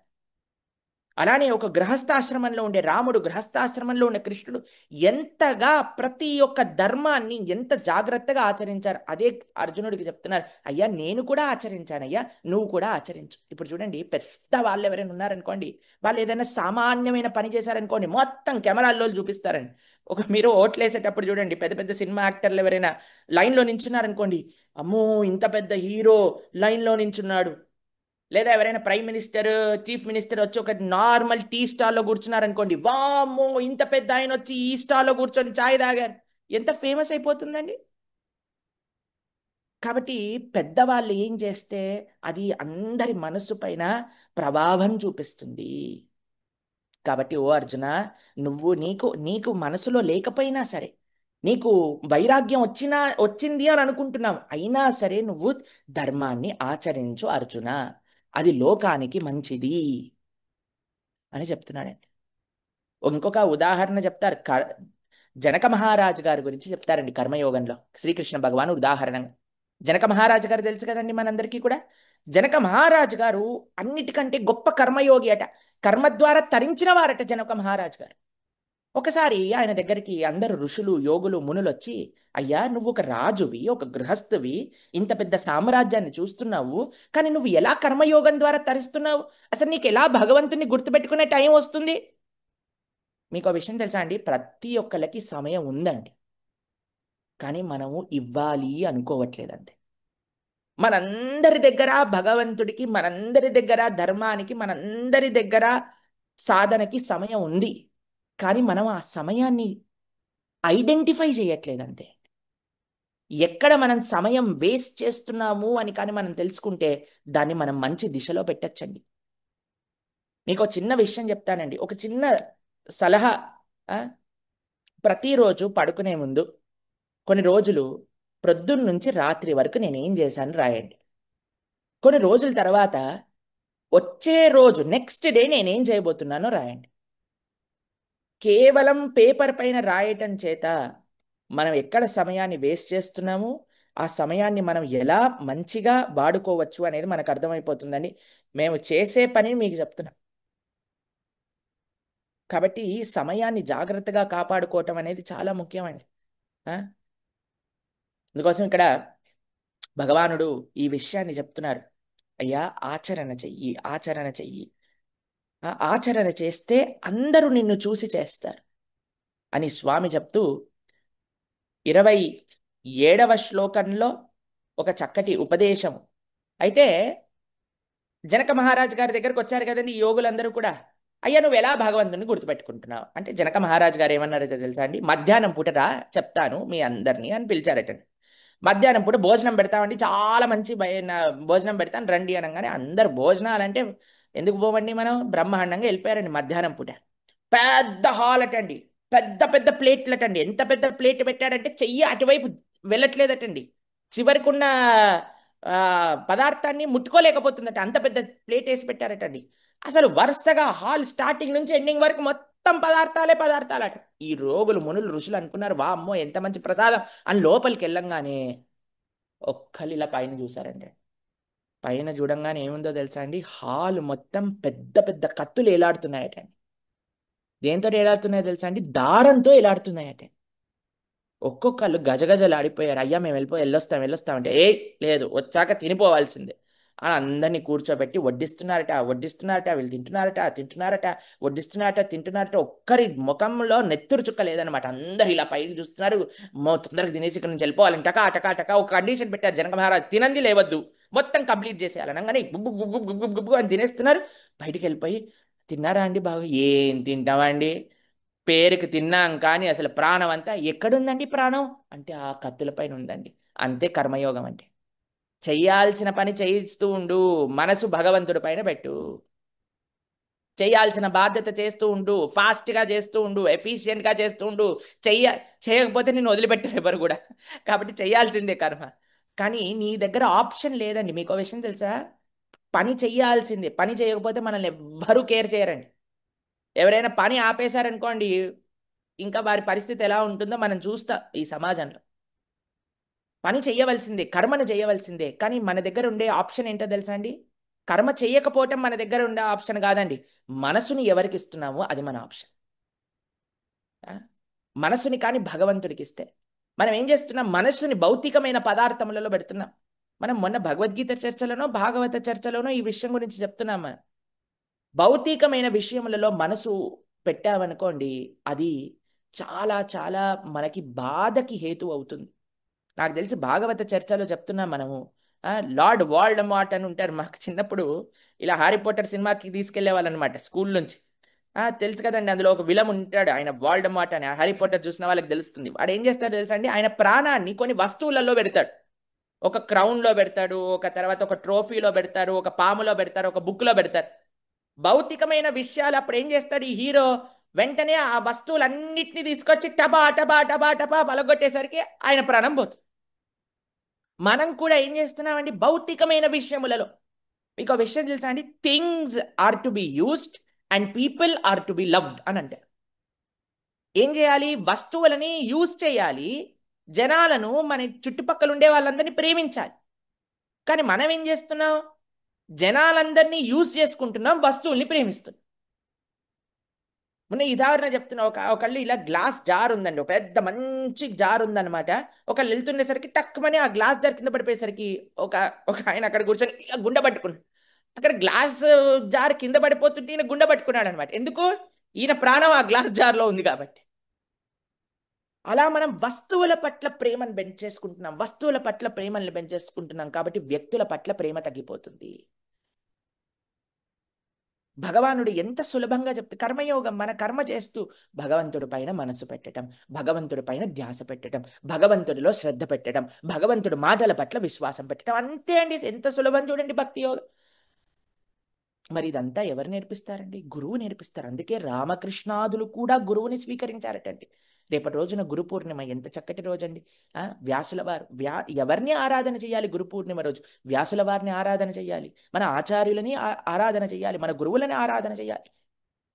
అత్యద్భుతమైన గురు పూర్ణిమ రోజు ఎంత చక్కటి దివ్య జ్ఞానాన్ని రేపటి రోజున శ్రీకృష్ణ పరమాత్మ బోధించబోతున్నారండి. కరెక్ట్ చాప్టర్, కరెక్ట్ రోజు వచ్చిందండి. మీకు ఆ విషయం చెప్తాను, మీరు అనుకోవచ్చు పర్వాలేదు ప్రభుజీ, ఫస్ట్ రోజు అంటే వినేసాము, ఎందుకంటే లైవే ఉంటుంది అనుకుంటున్నాం, కానీ ఇప్పుడు రికార్డింగ్ ఉంది కదా తర్వాత వింటాము. మీకు ఒక విషయం చెప్పనండి, ఉపన్యాసము అంటే దగ్గరగా ఉండి వినటము. దగ్గరగా ఏముంది ప్రభుజీ, మీరు ఎట్లానో యూట్యూబ్లో చెప్తున్నారు, యూట్యూబ్ ఎప్పుడైనా వినొచ్చు కదా. కాదండి, ఆ క్షణంలో వినటము యొక్క ఆనందము తర్వాత వినటం యొక్క ఆనందం వేరుగా ఉంటుంది. ఎందుకో తెలుసా అండి, ప్రతి దానికి ఒక ఫలితం ఉంటుందండి. మనం ఒక్కళ్ళం ఒక పని చేసామనుకోండి, 1% ఒక ఒక ఇంత ఫలితం వస్తుందంటే, ఎంత మందితో కానీ మనం కలిసి చేస్తే అంత ఫలితం వస్తుందట. ఇప్పుడు మేము యూట్యూబ్లో చూస్తున్నాము, సుమారుగా 55,000 మంది ప్రవచనాన్ని శ్రవణం చేస్తున్నారు ఈ క్షణంలో. మీరు వింటూ ఉంటే మీరు ప్రవచన శ్రవణానికి ఇంటూ 55,000 సార్లు ఆ ఫలితం మల్టిప్లై అయ్యి మనకు వస్తుందట. కాబట్టి మనము కలో శక్తి సంఘే అని అన్నారు, సంఘములో మనం చెయ్యాలి. ఈ 55,000 మనకి కౌంట్ చూపిస్తుంది, కానీ 1,00,000కి పైగా, ఎందుకంటే అందరి దగ్గర 2, 4, 5 ఎంతో మంది వింటున్నారు కాబట్టి 1,00,000 రెట్లు మనకి ఫలితం కలుగుతుందండి ఎప్పుడైతే మనం ఆన్లైన్లో లైవ్లో వింటున్నామో ఈ ప్రవచనాలు. ఎవరు చెప్పిన మాటలు వింటున్నామండి? సాక్షాత్తుగా శ్రీకృష్ణ భగవానుడు చెప్పిన మాటలు మనం వింటున్నాము. కాబట్టి ఇక్కడ 27వ శ్లోకంలో భగవానుడు ఏమంటున్నాడో ఒకసారి మనం చదువుదాం అందరం. చదివి దాని తర్వాత మనం 30వ శ్లోకం, 27, 30 ఈ 2 శ్లోకాలను చదువుదాం. ప్రకృతే క్రియమానాని గుణైః కర్మాణి సర్వశః అహంకార విమూఢాత్మా కర్తాహమితి మన్యతే. మిథ్యాహంకార ప్రభావము వలన విమోహితుడయ్యే జీవాత్మ నిజానికి ప్రకృతి త్రిగుణములచే నిర్వహించబడే కర్మలకు తనను కర్తగా భావిస్తాడు. మీరు చూడండి, ఇక్కడ ఏమంటున్నారు 27వ శ్లోకంలో అట, నేనే కర్మ చేసేవాడిని అని అహంకారంతో ఉంటారటండి. భగవంతుణ్ణి, కాలాన్ని, భక్తుల యొక్క ఆశీర్వాదాలు వీటన్నిటినీ గుర్తు చే, పెద్దల యొక్క అనుగ్రహం ఇవేం గుర్తు రావట్లేదు. నేను సంపాదిస్తున్నాను, నేను ఎంజాయ్ చేస్తాను, నేను సాధించాను కాబట్టి ఇది నాది, ఇది నా ఇల్లు, నేనే ఇన్ఛార్జ్ని, ఇది నా ఫోను, నేను దీనికి అధికర్తని, నేనే ఇంటి పెద్దని, నేను చెప్పినట్టు వినాలి. అహం అహం అహం అహంకారంతో ఉంటారట. ఎవరికైతే ఈ తత్వము తెలియదో, భగవంతుడు ఉన్నాడు, భగవంతుడి వల్ల జరుగుతుంది, ఆచార్య అనుగ్రహం ఇవన్నీ తెలియని వాడు అహంకారంతో ఉంటాడటండి. ఇక విషయం తెలిసిన అండి, అహంకారంతో ఉండటం అనేది మన జీవితంలో అన్నిటికంటే లాస్ట్ చేయాలండి. ఎందుకో తెలుసా అండి, అహంకారం తర్వాత వచ్చే నెక్స్ట్ స్టెప్ ఏంటి అంటే పతనం. కాబట్టి మనం చాలా జాగ్రత్తగా ఉండాలి. ఆ అహంకార స్థితి, అహంకారం లేకుండుట అంటే ఏంటో తెలుసా అండి, మంచి విషయాలు వినటము, అయ్యా నాకు తెలియదు నేను నేర్చుకోవాలి అనుకోవటం. కాబట్టి ఇక్కడ అహంకారం, నేనే కర్తని, నేనే సాధించాను, నేనే చేశాను అనే భావనలో ఉంటాడటండి.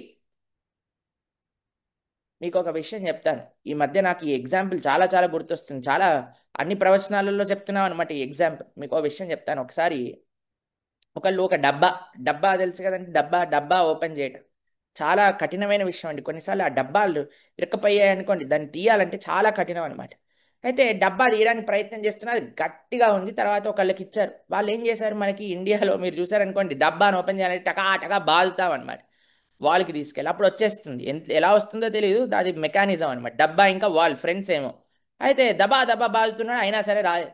దాని తర్వాత ఇక మళ్ళీ ఇంకొకళ్ళ గోర్లు ఉన్నాయి, ఇలా ప్రయత్నం చేస్తున్నా, బాగా ప్రయత్నం చేస్తున్నా, అయినా సరే ఓపెన్ అవ్వలేదు. ఇప్పుడు చూడండి, పాపం ఆ ఇంట్లో ఉండే ఆవిడ ప్రయత్నం చేసింది, కొద్దిగా ఓపెన్ అయింది. దాని తర్వాత ఇంకొకడు ఓపెన్ చేశాడు, ఇంకొద్దిగా ఓపెన్ అయింది. తర్వాత ఈయన గోర్లతో గట్టిగా తీసి తీసుకొచ్చాడు, అయినా ఓపెన్ గా. లాస్ట్కి ఒక ఆయన వచ్చాడు, ఇలా అన్నాడు ఠాప్ అని, 15 నిమిషాల నుంచి ఓపెన్ చేస్తున్నారు, నేను చూడు ఒక్క క్షణంలో ఓపెన్ చేసేసాను అని అన్నాడు.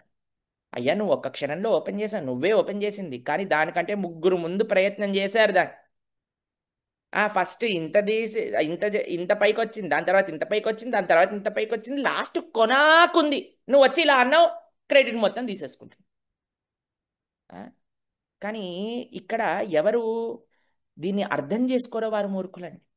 కానీ ఎవరైతే అర్థం చేసుకుంటారో వారు ఏం చేస్తారట, 30వ శ్లోకం చాలా అద్భుతమైన శ్లోకం అండి. ఒకసారి మనందరం చదువుదాం, దాని యొక్క భావాన్ని తెలుసుకుందాం. మయి సర్వాణి కర్మాణి సన్యస్యాధ్యాత్మచేతసా నిరాశీర్నిర్మమో భూత్వా యుధ్యస్వ విగతజ్వరః. అందుకే అర్జున, నన్ను గురించిన పూర్తి జ్ఞానంతో లాభాపేక్ష లేకుండా, మమత్వము లేకుండా నీ కర్మలన్నింటినీ నాకు సమర్పించి మాంద్యము విడిచి యుద్ధము చేయవలసింది. అంతే అండి, సింపుల్. అయ్యా, నా కోసం కర్మ చెయ్యి, అన్నీ నా కోసం చెయ్యి, బాధ్యతగా చెయ్యి, ధార్మికంగా చెయ్యి, నీకేమీ కాదు, కర్మబంధనంలో చిక్కుకోకు. ఇదే మనం తెలుసుకోవాల్సిందండి. ఇప్పుడు చూడండి, మీకు ఎవరైనా మీరు చూసారండి ఇలా భరతనాట్యం ఇలాంటి సాంస్కృతిక నృత్యాలలో కుడి పాదం ఉంటుంది కదండి, దాన్ని ఇలా పట్టుకొని పైకి లేపి ఇలా చేతితో పట్టుకుంటారండి. పట్టుకొని కింద ప్లేట్ ఉంటుంది, కొన్నిసార్లు గ్లాస్ ఉంటుంది తెలుసా, గ్లాసుల పైన నించొని ఇలా ఇలా ఇలా ఇలా రౌండ్ తిరుగుతారు.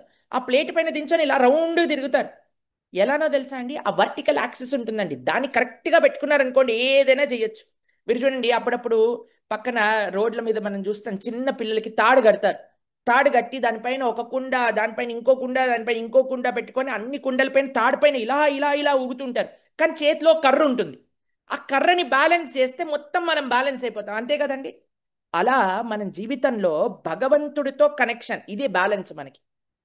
భగవంతుడితో కాని కనెక్షన్ ఉంటే మనం ఎంత భారం మోస్తున్నా సరే మనం కింద పడము. ఆ భగవంతుడితో కనెక్టివిటీ, ఆ బ్యాలెన్స్ ఉండాలి మనకు, అంతే. ఇప్పుడు చూడండి, కొన్నిసార్లు మనకి మొన్న ఒక నృత్య కార్యక్రమానికి వెళ్ళామన్నమాట మేము, రవీంద్ర భారతిలో జరిగింది, చాలా బాగా జరిగింది. అక్కడ ముందు గానం చేయటం ప్రారంభం చేశారు. గానం చేసే ముందు ఒకసారి తాళం సరి చూసుకోవాలండి అని, మాకు సంగీతం పైన అంత అవగాహన లేదు, కానీ వాళ్ళు సా అని అంటూ అలా అలా సెట్ చేసుకొని కొద్దిగా పెంచండి, తక్కువ చేయండి, ఇప్పుడు ఓకే అని పాడటం ప్రారంభం చేశారు. ఆ తాళము సెట్ చేసుకుంటే మిగతావన్నీ టకా టకా టకా టకా టకా టకా చేసేయొచ్చండి. అలా మనం భగవంతుడు అనే ఫ్రీక్వెన్సీ, ధర్మం అనే ఫ్రీక్వెన్సీతో మనం మ్యాచ్ అయ్యామనుకోండి, మనం జీవితంలో ఏమి సాధించినా సరే మనం దానివల్ల ఆనందాన్ని పొందుతాము. ఎంత జీవితంలో ఎలాంటి కష్టం వచ్చినా సరే దాన్ని ఎదుర్కొనే ధైర్యం మనకు వస్తుందండి. ఎవరి కోసం చేస్తే? భగవంతుడితో ఫ్రీక్వెన్సీ కానీ ట్యూన్ అవుతే, భగవంతుడి ధర్మంతో కానీ మన ఫ్రీక్వెన్సీ ట్యూన్ అవుతే, ధర్మాన్ని కానీ మనం బ్యాలెన్స్ చేయగలిగితే మిగతావన్నీ కూడా మనం సముపార్జన చేసుకోవచ్చును. ఎటువంటి ఆక్షేపము లేదు దాంట్లో. ఇప్పుడు అర్జునుడు చాలా పరమోత్కృష్టమైన ఒక మంచి ప్రశ్నను అడగబోతున్నారండి. ఏంటో తెలిసిన మీకు అర్జునుడు అడిగే ప్రశ్న? అయ్యా, ఇవన్నీ తెలిసి కూడా ఎందుకండి జనాలు ఆ ధర్మం చేస్తున్నారు? మనం చెప్పుకున్నాం కదండి, ఆత్మకి 2 శత్రువులు ఉన్నారటండి. ఏంటి ఆ శత్రువులు? భగవానుడు ఇప్పుడు ఉపదేశం చేయబోతున్నాడు, జాగ్రత్తగా మనం విందాం. 37వ శ్లోకంలో కామయేష క్రోధయేష రజో గుణ సముద్భవ మహాసనో మహాపాప్మా విద్యేన ఇహ వైరిణాం. కామయేష క్రోధయేష శ్రీ భగవానువాచ. ఈ ప్రపంచంలో అటండి 2 ఆత్మకి మంచి మార్గంలో వెళ్ళేవాడికి 2 శత్రువులు ఉన్నారటండి. ఏంటా 2 శత్రువులట? కామయేష క్రోధయేష. కామము, క్రోధము. కామం అంటే ఏంటో తెలుసా అండి? చాలా సింపుల్ డెఫినేషన్ అండి. మనకి చెడు అయిన వస్తువు కావాలి అనుకోవటం. ఇవి 2 రకాలుగా ఉంటాయండి. ఒకటి చెడు వస్తువు, రెండవది ఒక వస్తువు మంచిదే కానీ ఇంకొక సమయంలో అది మంచిది కాదు. ఇప్పుడు మీకు ఒక విషయం చెప్తాను. కామయేష క్రోధయేష, కేవలం కామము శత్రువు కాదటండి. కామయేష క్రోధయేష, క్రోధం కూడా జట్టు చేయాలట. ఏంటి తెలుసా అండి? ఎవరి పట్ల క్రోధం తెలుసా అండి? ఎవరైనా మనకి కోరిక ఉందనుకోండి, దాన్ని ఆపే వాళ్ళంటే క్రోధం వస్తుంది మనకి. ఇప్పుడు ఒక నిశ్చయించుకున్నాడు అనుకోండి, నేను ఈ పని చేస్తాను అని, వద్దురా బాబు ఈ పని చేయకరా నీకు మంచిది కాదు అనగానే కోపం వచ్చేస్తుంది మనకి. ఇది మన ఆత్మని నాశనం చేస్తుందట. ఇది ప్రిన్సిపల్ అండి. కేవలం కోరిక చెడ్డది కాదు, కేవలం కోపం అంటే ఈ 2 విడివిడిగా చెడ్డవే, కానీ ఈ 2 ఎప్పుడైతే కలుస్తాయో మహా చెడ్డది. మీకు ఒక ఉదాహరణ చెప్తాను, మీ అందరికీ తెలిసే ఉంటుంది ఈ ఉదాహరణ. మాకైతే ఎంత బాధేసిందంటే ఈ న్యూస్ చూసినప్పుడు అంత బాధేసిందండి. ఒక 10th క్లాస్లో చదివే పిల్ల ఇన్స్టాగ్రామ్లో చూసి ఒకళ్ళని ప్రేమించి వాళ్ళ అమ్మగారు వద్దన్నారని అమ్మగారిని చంపేశారు ఇద్దరు కలిసి. తెలిసినా మీరు ఈ న్యూస్ చూసారా టీవీలో? పెళ్లి చేసుకోవటం తప్పు కాదండి, కానీ 10th క్లాస్ పిల్లలు కలిసి ఈ విషయాల గురించి మాట్లాడుకోవాలా? ఒక విషయం చెప్పండి. 2 కానీ వారికి ఒక తీవ్రమైన కోరిక పుట్టింది, వీడినే పెళ్లి చేసుకుంటాను, వీడితోటే ఉంటాను అని ఏదో చేద్దామా అనుకున్నారు. కానీ మీరు చూడండి, ఎవరైతే బౌండరీ వద్దు ఇది మంచిది కాదు అని చెప్పంగానే కోపం వచ్చింది, తల్లినే తల్లినే చంపేశారంటే ఎంత అన్యాయం ఒకసారి ఆలోచన చేయండి. ఈ కామము క్రోధము ఈ రెండు ఎప్పుడైతే కలుస్తాయండి, అప్పుడు భయంకరమైన నష్టాన్ని మన జీవితానికి తీసుకొస్తాయి. కామం అంటే అక్కర్లేని అనవసరమైన కోరికలు, క్రోధం అంటే ఎవరైతే దాన్ని ఆపుతున్నారో వాటి పట్ల క్రోధం. ఈ రెండు ఎప్పుడైతే కలుస్తాయి, కామం అనేది చాలా జాగ్రత్తగా ఉండాలండి. మీకు వీడియో చూపిస్తాను. మనందరికీ చాలా టెంప్టేషన్ అండి, ఇది కావాలి ఇది కావాలి ఇది కావాలి ఇది కావాలని మనసు పుల్ చేస్తూ ఉంటుంది. తెలుసు మనకి ఇది చెడ్డదని కూడా తెలుసండి చాలాసార్లు. మీకు ఒక విషయం చెప్తాను, సింపుల్ ఎగ్జాంపుల్ చెప్తాను. మనం సినిమాకి వెళ్తారు, చాలా మంది సినిమాకి వెళ్ళడం అంటే చాలా ఇష్టం ఉంటుంది, ఎందుకంటే ఏదో వచ్చేస్తుంది అని అనుకుంటారు, మాయలో ఉంటారనమాట. అలా వెళ్ళే వాళ్ళకి చూడండి, ఎప్పుడు స్క్రీన్ పైన చూపిస్తుంటాడు వాడు, ఎక్కడ చిన్న ఏదైనా వచ్చినా సరే smoking and drinking is injurious to health అని వస్తుంది. అది చూస్తున్నావు, నువ్వు వెళ్ళి డబ్బులు కట్టిన సినిమాలోనే కదయ్యా అది చూపించేది. వాడు ఎందుకు చూపిస్తాడయ్యా? ఎందుకంటే అది రూల్, అది నిజంగా నీకు మంచిది కాదు కాబట్టి చూపిస్తున్నా. అయినా సరే ఏం చేస్తారండి, మీరు సిగరెట్ డబ్బా పైన చూసారనుకోండి, ఆ మొత్తం క్యాన్సర్ వచ్చిన ఫోటో ఎంత భయంకరంగా ఉంటుందో ఒకసారి మేము చూసాం. కింద డబ్బా పడినా సరే మేము చూడలేకపోయాం డబ్బా అంటే, వాళ్ళు ఆ డబ్బాని చూస్తూనే సిగరెట్ తీస్తూ అవుతుంటాడు. ఇక వాడిని ఏం చెప్తామండి మనం? తెలుసు అది మనకి మంచిది కాదు అని చెయ్యకుండా ఉండలేక, దీన్నే కామము అని అంటారు. తెలుసు మనకి ఈ పని మంచిది కాదు. మీకు ఒక విషయం చెప్పాలండి, ఈ ప్రపంచంలో ఎవ్వరు కూడా ఈ విషయం నాకు ఇది మంచిది కాదని నాకు తెలియదు అని అనలేమండి. అందరికీ తెలుసండి ధర్మం ఏంటో అధర్మం ఏంటో. తెలియకపోయినా పరమాత్మ హృదయంలోంచి చెప్తూ ఉంటాడు, అయ్యా ఇది తప్పయ్యా, అయ్యా ఇది తప్పయ్యా, ఇది మానేయ్యా అని చెప్తూ ఉంటాడు. కానీ మనం వినట్లేదు. ఎందుకో తెలుసా అండి, కామ ప్రవృత్తి అలాంటిది. ఈ వీడియో చూడండి, మీకు తెలుస్తుంది ఎంత భయంకరమైనది కామము అని.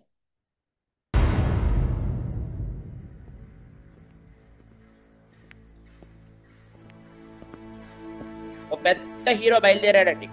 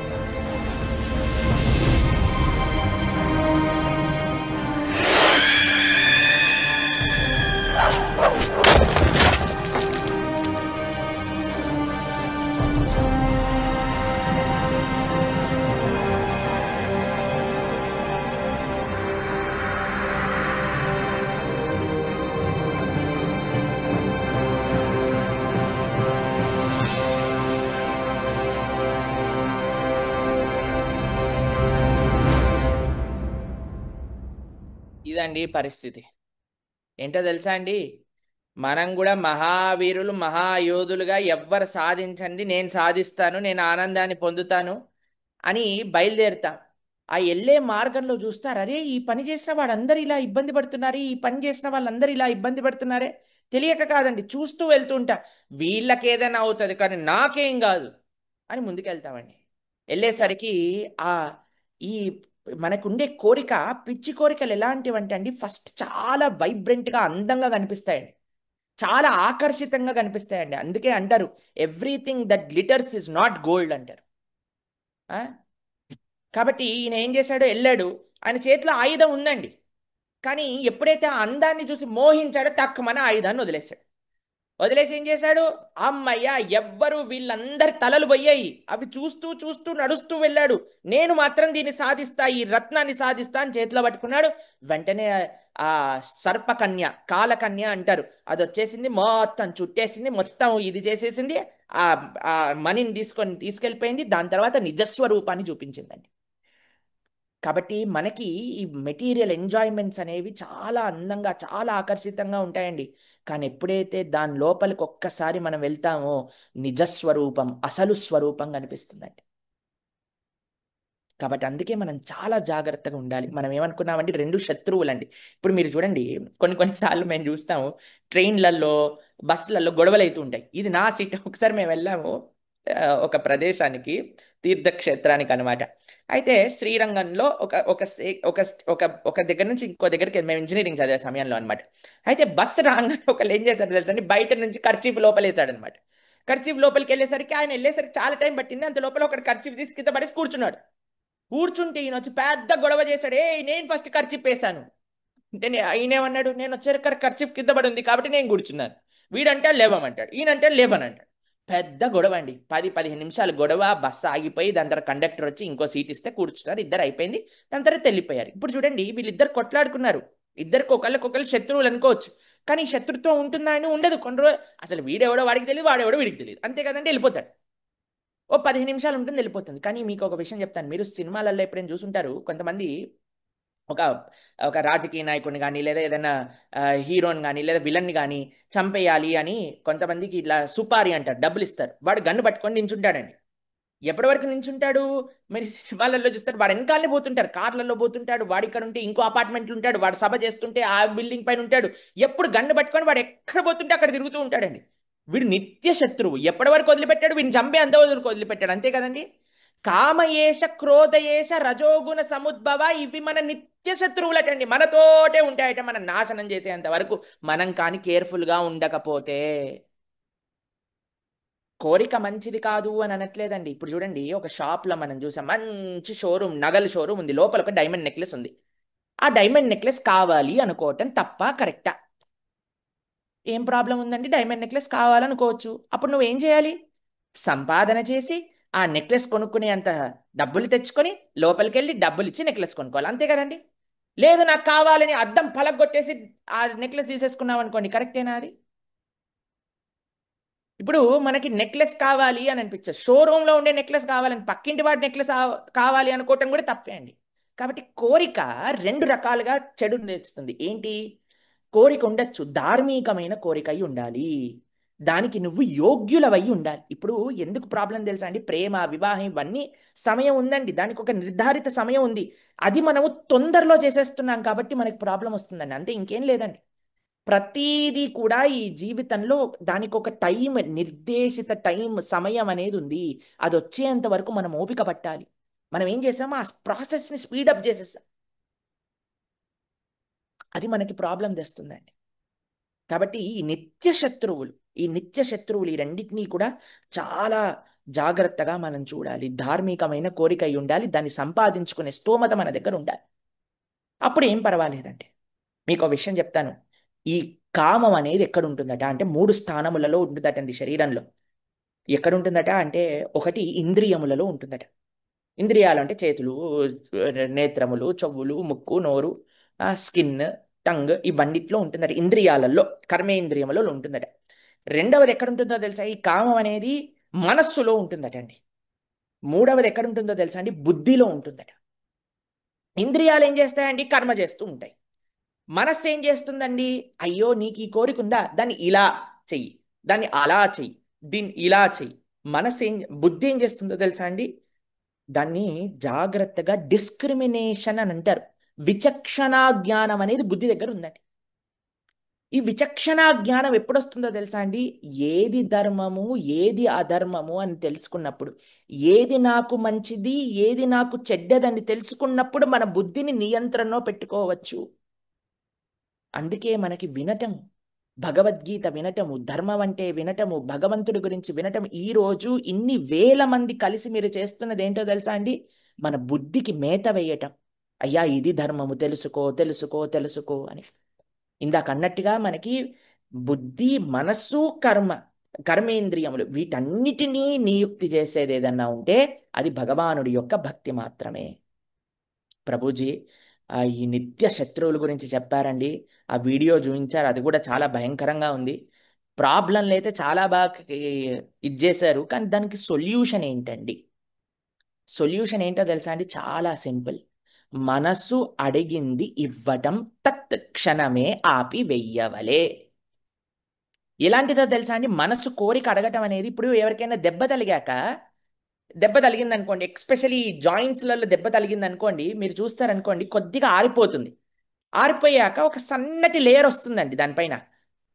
బాగా గోకుడు వస్తుంది తెలిసిన మీకు. ఆ సన్న లేయర్ వచ్చినప్పుడు ఎట్లా అనిపిస్తుంది అంటే దాన్ని మొత్తం పీకేయాలనిపిస్తుంది అనమాట. బాగా ఎంత అంటే అసలు చెయ్యి దాని దగ్గరికి వెళ్తుంటుంది అనమాట, ఇలా ఇలా చేసేద్దామని. కానీ ఏమంటారు తెలుసా? ఒరే దాన్ని ఏమనకరా, పుండైతుంది అది, దాన్ని మాత్రం నువ్వేమన్నా అంటే అని పెద్దలు మనకి చాలా భద్రం చేస్తుంటారు. నాన్న అది ఇన్ఫెక్షన్ అయిపోతుంది, గోరు పెట్టి దాన్ని ఇది చెయ్యకు, అది పెద్దదైపోతుంది, దాని తర్వాత పస్ ఫార్మ్ అయిపోతుంది. అప్పుడు మీకు అందరికీ మీ జీవితంలో ఇది ఉంటుందండి, ఆ ఇచ్చింగ్, ఆ సెన్సేషన్, అక్కడికి వెళ్ళి ఏదో ఒకటి చెయ్యాలి అనేది కానీ ఆపుకుంటే పెద్ద ప్రమాదం నుంచి మనం బయటపడినట్టే. అవునా కాదా చెప్పండి?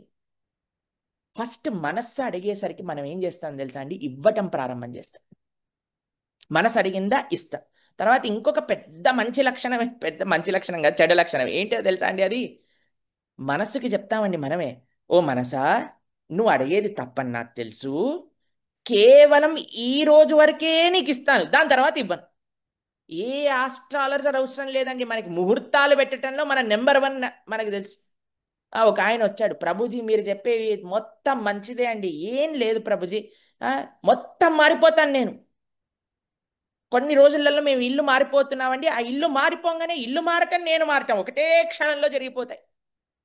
ఒక ఆయన వచ్చాడు నా దగ్గర, ప్రభుజీ జన్మాష్టమి నుంచి చూడండి మేము ఎలా మారిపోతాము అని అన్నాడు. జన్మాష్టమి అయిపోయాక వచ్చాడు, ప్రభుజీ మనం రాధారాణి భక్తులం కదండి, రాధాష్టమి నుంచి మారుతాను. కొన్ని రోజుల తర్వాత వచ్చాడు, ప్రభుజీ మనము మారాల్సింది జై శ్రీరామ్, రాముడి యొక్క ప్రతిష్ట జరిగింది ఈ సంవత్సరం, రామనవమి నుంచి మారుతాను. డైరెక్ట్గా సెప్టెంబర్ నుంచి మార్చికి వెళ్ళిపోయింది తేదీ. ఇలా మనం ఒక్కొక్కటి పోస్ట్ పోన్ చేసామనుకోండి, మనసుకు తెలిసిపోతుంది, రే వీడు మంచి కస్టమర్ రా నాకు, వీడు ఇలానే ముహూర్తాలు పెడుతుంటాడు ముందుకెళ్తుంది, ముహూర్తాలు పెడతారు ముందుకు వెళ్తుంది, అంత లోపల వీడితో బాగా ఆడుకోవచ్చు అనుకుంటుందండి మనసు. కాబట్టి మనము అది మంచిది కాదు అని తెలిసినప్పుడు ఫస్ట్ క్షణమే దాన్ని ఆపేయాలి. చాలా కఠినం అండి, తెలిసినా అండి. మేము ఇటీవలే ఆస్ట్రేలియాలో ఒక భక్తులు వాళ్ళ ఇంట్లో ఉన్నప్పుడు ఏమైందంటే, వాళ్ళ పిల్లవాడు వచ్చాడు, వాళ్ళ అమ్మగారు నైవేద్యం చేస్తున్నారు భగవంతుడికి. పిల్లవాడు వచ్చి గట్టిగా ఏడవటం ప్రారంభం చేశాడు, నాకు అది ఇవ్వు, నాకు ఇది ఇవ్వు, నాకు అది ఇవ్వు అని ఏడుస్తున్నాడండి. అయితే వాళ్ళ అమ్మ అన్నది, నాన్న ఇక్కడ రాకు, నేను నైవేద్యం చేస్తున్నా, కిచెన్లో ఉన్నా, పొయ్యి పైన ఉన్నా, జాగ్రత్త, ఇక్కడ రాకు నాన్న అని చెప్తే ఇంకా ఇంకా టోన్ పెరుగుతుంది పెరుగుతుంది పెరుగుతుంది. వాళ్ళ నాన్న వచ్చాడు, ఏమన్నాడు తెలుసా అండి? ఏం మాట్లాడకు, వాడిని ఏడవని అన్నాడు. అంతే అండి. ఆ మాతాజీ వాడిని చూస్తూ నాన్న కన్నా చిన్ను ఇవన్నీ అనేవి ఏమనకుండా కుకింగ్ చేస్తుందండి, పట్టించుకోలేదు. ఏడ్చాడు ఏడ్చాడు ఏడ్చాడు, గట్టిగా ఏడ్చి ఒక నిమిషంలో ఆపేసి సీదా హాల్లోకి వెళ్ళి ఓ బోర్డు తీసుకొని బోర్డు గేమ్ ఆడుకుంటున్నాడు. వాళ్ళ నాన్న అన్నాడు, చూసావా పట్టించుకున్నంత వరకు ఎంత అల్లరి చేశాడు, ఎంత ఎగిరాడు, కానీ నువ్వు పట్టించుకోవటం ఆపేసేసరికి ఆయన పని ఆయన చేసుకుంటున్నాడు. అంతే అండి, మనసు కూడా అలాంటి చిన్న పిల్లనే. మనసు ఎగిరినప్పుడు మనం దానిపైన ఎగరకూడదు, నేను అది అడిగిందల్లా ఇవ్వకూడదు, కామ్గా ఉండాలి, ఆ మనసు కూడా కామ్ అయిపోతుంది. మనం ఏం చేస్తాం తెలుసా అండి, ఇప్పుడు ఒక దగ్గర అగ్ని ఉందనుకోండి, ఒక దగ్గర మంటలు వస్తున్నాయి అనుకోండి, కొద్దిగా అద్దెం పోసామనుకోండి జుమ్ అని పెరిగిపోతుంది, అవునా కాదా అండి? మనం అనుకోవచ్చు, అరే ఇక్కడ ఇంత చిన్న అగ్ని ఉంది కదా, ఏం చేద్దాం మనం అంటే, పెద్ద చెక్క ముక్క తెచ్చి ఢామ్ అని వేసామనుకోండి, ఏమైపోతుంది? అగ్ని కనిపించదు. కనిపించదా? అది అంటుకునేంత వరకు మనకు కనిపించదు. కానీ లోపల మెల్లమెల్లగా మెల్లమెల్లగా మెల్లమెల్లగా ఆ అగ్ని పెరిగి పెరిగి పెరిగి అంత పెద్దగా ఒకసారి అంటుకోగానే దాన్ని ఆపటం మన తరం కాదు, అవునా కాదా చెప్పండి? కాబట్టి మనం ఏదో కాలక్షేపము అని ప్రారంభం చేసిన తప్పు పని మనల్ని మొత్తం లోపలికి లాగేసుకుంటుంది అనమాట. ఊబి ఊబి తెలుసా అండి మనకి? ఊబి అంటారు. దాని లోపల పాదం పెట్టామనుకో లోపలికి లాగేస్తుంది. అలా మనల్ని కూడా లోపలికి లాగేస్తుంది. అందుకే నిన్న రోజున మనం చెప్పుకున్న ఈ టెంప్టేషన్స్ని ఆపాలి అని అంటే మనకి పరం దృష్ట్యా హయ్యర్ టేస్ట్ కావాలి.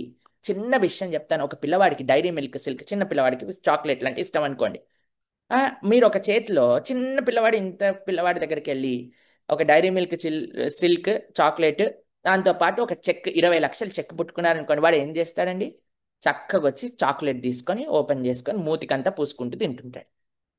అదే ఒక 20 సంవత్సరాలు వచ్చిన పిల్లవాడికి, లేదా కొద్దిగా పిల్లవాడే అండి కానీ చాలా మంచి విషయాలు తెలుసండి, చాలా మెచ్యూర్ కలిగిన పిల్లవాడు అని ఒక సిల్క్ ఇంకా ఒక 20 లక్షలు చెక్ పెట్టారనుకోండి, వాడు ఫస్ట్ వచ్చి 20 లక్షల చెక్ తీసుకుంటాడు. ఎందుకంటే ఆ 20 లక్షలతో ఎన్ని డైరీ మిల్క్ చాక్లెట్ కాదు, వాడు షాపే కొనుక్కోవచ్చని వీడికి తెలుసు కాబట్టి. ఎందుకు? జ్ఞానం ఉన్నది కాబట్టి.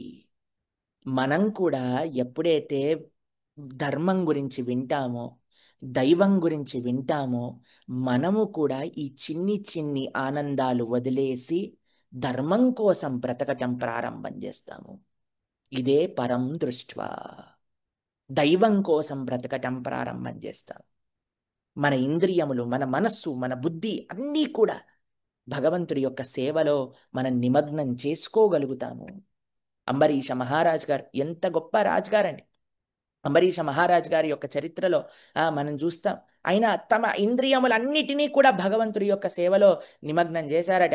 సవై మన కృష్ణ పదార విందయో వాచాంసి వైకుంఠ గుణానువర్ణనే కరౌ హరిర్మందిరమాజనాదిషు శృతిం చకారాచ్యుత సద్గతోదయ ముకుందలింగాలయ దర్శనే దృశౌ తద్వృత్య గాత్ర స్పర్శేను సంగమః గృహ్ణం చ తత్పాద సరోజ సౌరభే శ్రీమత్తులస్యారసనం తదర్పితే పాదౌ హరిక్షేత్ర పాదానుసర్పణే శిరౌ హృషికేశ పాదాభివందనే కామం చ దాస్యేత్ నతు కామ కామయా యయుత్తమ శ్లోక గుణాశ్రయారతి.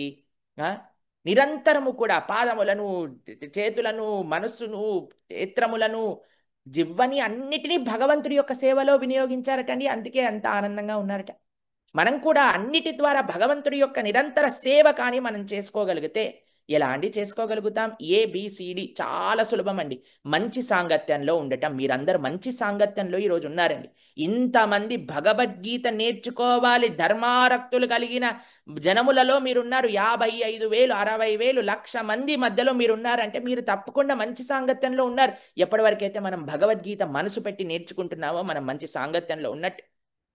పుస్తకం B for books, B Bhagavad Gita మనం చదువుతున్నాము, నేర్చుకుంటున్నాం. నెక్స్ట్ మనం చదువుకుంటాం భగవద్గీత. C ఫర్ చాంటింగ్, మంత్రము. మన త్రాయతే ఇది మంత్ర. ఎప్పుడైతే మనం మంత్ర జపం చేస్తాం, హరే కృష్ణ హరే కృష్ణ కృష్ణ కృష్ణ హరే హరే హరే రామ రామ రామ హరే హరే, ఆ మంత్ర జపం చేత 3 డైట్ మనం తీసుకునే ఆహారం సాత్వికమై మంచిదయ్యి ఉందనుకోండి, మనం ఎంత బాగుండగలుగుతామండి, ఎంతో చక్కగా ఉండగలుగుతాం. అది ఈ యొక్క ట్రాన్సెండెంటల్ నాలెడ్జ్ ఏదైతే ఈ జ్ఞానం ఉన్నదో దాన్ని రేపటి రోజున భగవంతుడు మనం చెప్పబోతున్నారండి. రేపు గురు పూర్ణిమ, అత్యంత పవిత్రమైన రోజు. అందరం కలుద్దాం. అందరూ చక్కగా రేపు సాయంకాలం 7:30 కల్లా కలుసుకొని శ్రీకృష్ణ భగవానుడు చెప్పే ఈ అద్భుతమైన దివ్య జ్ఞానం గురించి, మనం ఆధ్యాత్మిక జ్ఞానం గురించి విందాం. ఏ జ్ఞానము మనం తెలుసుకుంటే ఈ భౌతికమైన విషయాల పట్ల అనురక్తి అనేది తగ్గి మనం ధర్మం పట్ల అనురక్తి అనేది పెరుగుతుందో అటువంటి జ్ఞానాన్ని రేపటి రోజున మనం తెలుసుకుంటామట. ఈ రోజు ఏం తెలుసుకున్నామో ఒకసారి రీక్యాప్ చేసుకుందాం, రివిజన్ చేసుకుందాం. ఈరోజు మనం అక్రనిమ్ ఏంటండి? TREE. T ఫర్ మనకు ఒకసారి స్క్రీన్ పైన చూపిస్తారు, అందరు నేర్చుకోండి. ఈ అక్రనిమ్స్ గుర్తుపెట్టుకున్నా సరే మొత్తం మనం నేర్చుకుంటామండి. త్యాగం. ఏంటి త్యాగం? అర్జునుడు ఏమంటున్నాడు? కర్మని త్యాగం చేసేస్తాను అంటున్నాడు. కానీ కృష్ణుడు ఏమంటున్నాడు? అయ్యా కర్మని త్యాగం చేయకు, కర్మ ఫలాన్ని త్యాగం చెయ్యి అని అంటున్నాడు. దాని తర్వాత మనం యోగా లాడర్ చూసామండి. ఏంటి? ఫస్ట్ లౌకికమైన జీవనము, దాని తర్వాత నాస్తికవాదము, దాని తర్వాత కర్మకాండ, సకామ కర్మ, నిష్కామ కర్మ, జ్ఞాన యోగ, దాని తర్వాత అష్టాంగ యోగ, దాని తర్వాత భక్తి యోగ. ఈ భక్తి యోగం చూడండి, ఇటు పక్కన ఇంత పెద్ద లాడర్ కావాలా, ఇటు పక్కన చూడండి ఎంత సులభమైన లాడర్ ఉందో. లౌకికమైన జీవనం, భగవద్భక్తుల యొక్క సాంగత్యం, శరణాగతి, భక్తి యోగం, భగవద్తుడు చేరుకోవటం. ఎంత సులభం చూడండి, ఎంత సులభం, ఎంత ఈజీ చెప్పండి. మనందరం లౌకికమైన జీవనంలో ఉండేవాళ్ళం. ఏదో పరమ భాగవతోత్తముల యొక్క సాంగత్యం దొరికింది, భగవంతుడు అంటే ఏంటో తెలుస్తుంది, భగవంతుడికి శరణాగతి చేసి భక్తి చేసి జీవితాన్ని తరింపజేసుకోవటం ఎంత ఈజీ చూడండి. తర్వాత మూడవది ఏంటండి మనం చెప్పింది? Exemplary behaviour. అయ్యా నీకెంత కష్టం అన్నా మీకు చూడండి, ఎగ్జాంపులరీ ఉండటం అనేది చాలా కష్టం అండి. ధార్మికంగా ఉండటం అనేది చాలా కష్టం అండి, కానీ ఉండాలి, అది మన బాధ్యత. శ్రీ చైతన్య మహాప్రభు పెద్దలు ఏం చేస్తారండి. మహాప్రభు ఏం చేస్తారు తెలుసా? ఒకరోజు గుండీచా అనే మందిరాన్ని మార్జనం చేద్దాము అని ప్రారంభం చేశారు. అందరు భక్తులను పిలిచారు. ఫస్ట్ ఆయన వెళ్ళి మార్జనం ప్రారంభం చేశారు. భక్తులందరూ కూడా ఆయన వెనకాల చేయడం ప్రారంభాన్ని. ఎందుకంటే ఎవరైతే శ్రేష్ఠులు, ఎవరైతే లీడర్ ఉంటారో వారు ఏం చేస్తారో అదే అందరూ అనుసరిస్తారు కాబట్టి. దాని తర్వాత టీ ఫర్ త్యాగం, R for rungs of yoga ladder, ఇంకొక ఈ ఏంటి అంటే ఎగ్జాంపులరీ బిహేవియర్. దాని తర్వాత ఇంకొక ఈ ఏంటి అంటే ఎనిమీ ఆఫ్ ద సోల్. రెండు శత్రువులు మన ఆత్మకున్నదట. అది కామము, కామముతో పాటు క్రోధము. ఒక్కసారి మనం ఈ చాప్టర్లో ఏం నేర్చుకున్నాం అనేది అక్రనిం ద్వారా తెలుసుకున్నాం. ఒకసారి రీక్యాప్ కూడా చేద్దాం. అసలు మనం తీసుకెళ్లేటప్పుడు ఈ ఐడియా మాకు ఈ సజెషన్ దయా గారు అని పంపించారు. వారు యూకేలో ఉంటారు. వారి పుట్టినరోజు కూడా ఈరోజు. వారి కోసం మనం విశేష ప్రార్థనలు చేస్తున్న భక్తులందరూ చక్కగా వారి కోసం ప్రార్థన చేయాలని ఒక మనవి. ఒకసారి రీక్యాప్ చూడండి, మనం అసలు ఏం నేర్చుకున్నాము అని. ఫస్ట్ థింగ్ ఈరోజు క్లాస్లో నుంచి మీరు అందరూ గుర్తుపెట్టుకోవాల్సింది ఏంటి అంటే, do your work as worship to Vishnu. మనం చేసే కర్మ భగవంతుడికి అర్పణగా చెయ్యండి. రెండవది, engaging mind, body, senses in bhakti, the highest form of yoga. మన మనస్సు, మన శరీరం, మన ఇంద్రియాలని భగవంతుడి యొక్క సేవలో పెట్టారు. ఇది అన్నిటికంటే ఉత్తమమైన మార్గము. మూడవది ఏం నేర్చుకున్నామండి మనము? Be responsible in your actions, every one is watching you. మనల్ని ఎవ్వరూ వినకపోవచ్చండి, కానీ అందరు చూస్తున్నారు, ఇది గుర్తుపెట్టుకోవాలి. Be responsible in your actions, every one is watching you. ఇదొక టేక్ అవే. నాలుగవది ఏంటి తెలుసా అండి? Lust and anger are great enemies, be careful, don't indulge. కామము, క్రోధము అనేవి పెద్ద శత్రువులు, జాగ్రత్తగా ఉండండి. వాటిలో ఇండల్జ్ కాకుండా ఉండండి, వాటికి సమయం ఇవ్వకండి, వాటికి ఇది చెయ్యకండి, వాటిని ప్రోత్సహించకండి. ఇవి 4 టేక్ అవేలు మనకి ఈరోజున్న ప్రవచనంలో. మనము ఈరోజు కర్మయోగాన్ని పూర్తి చేశాం.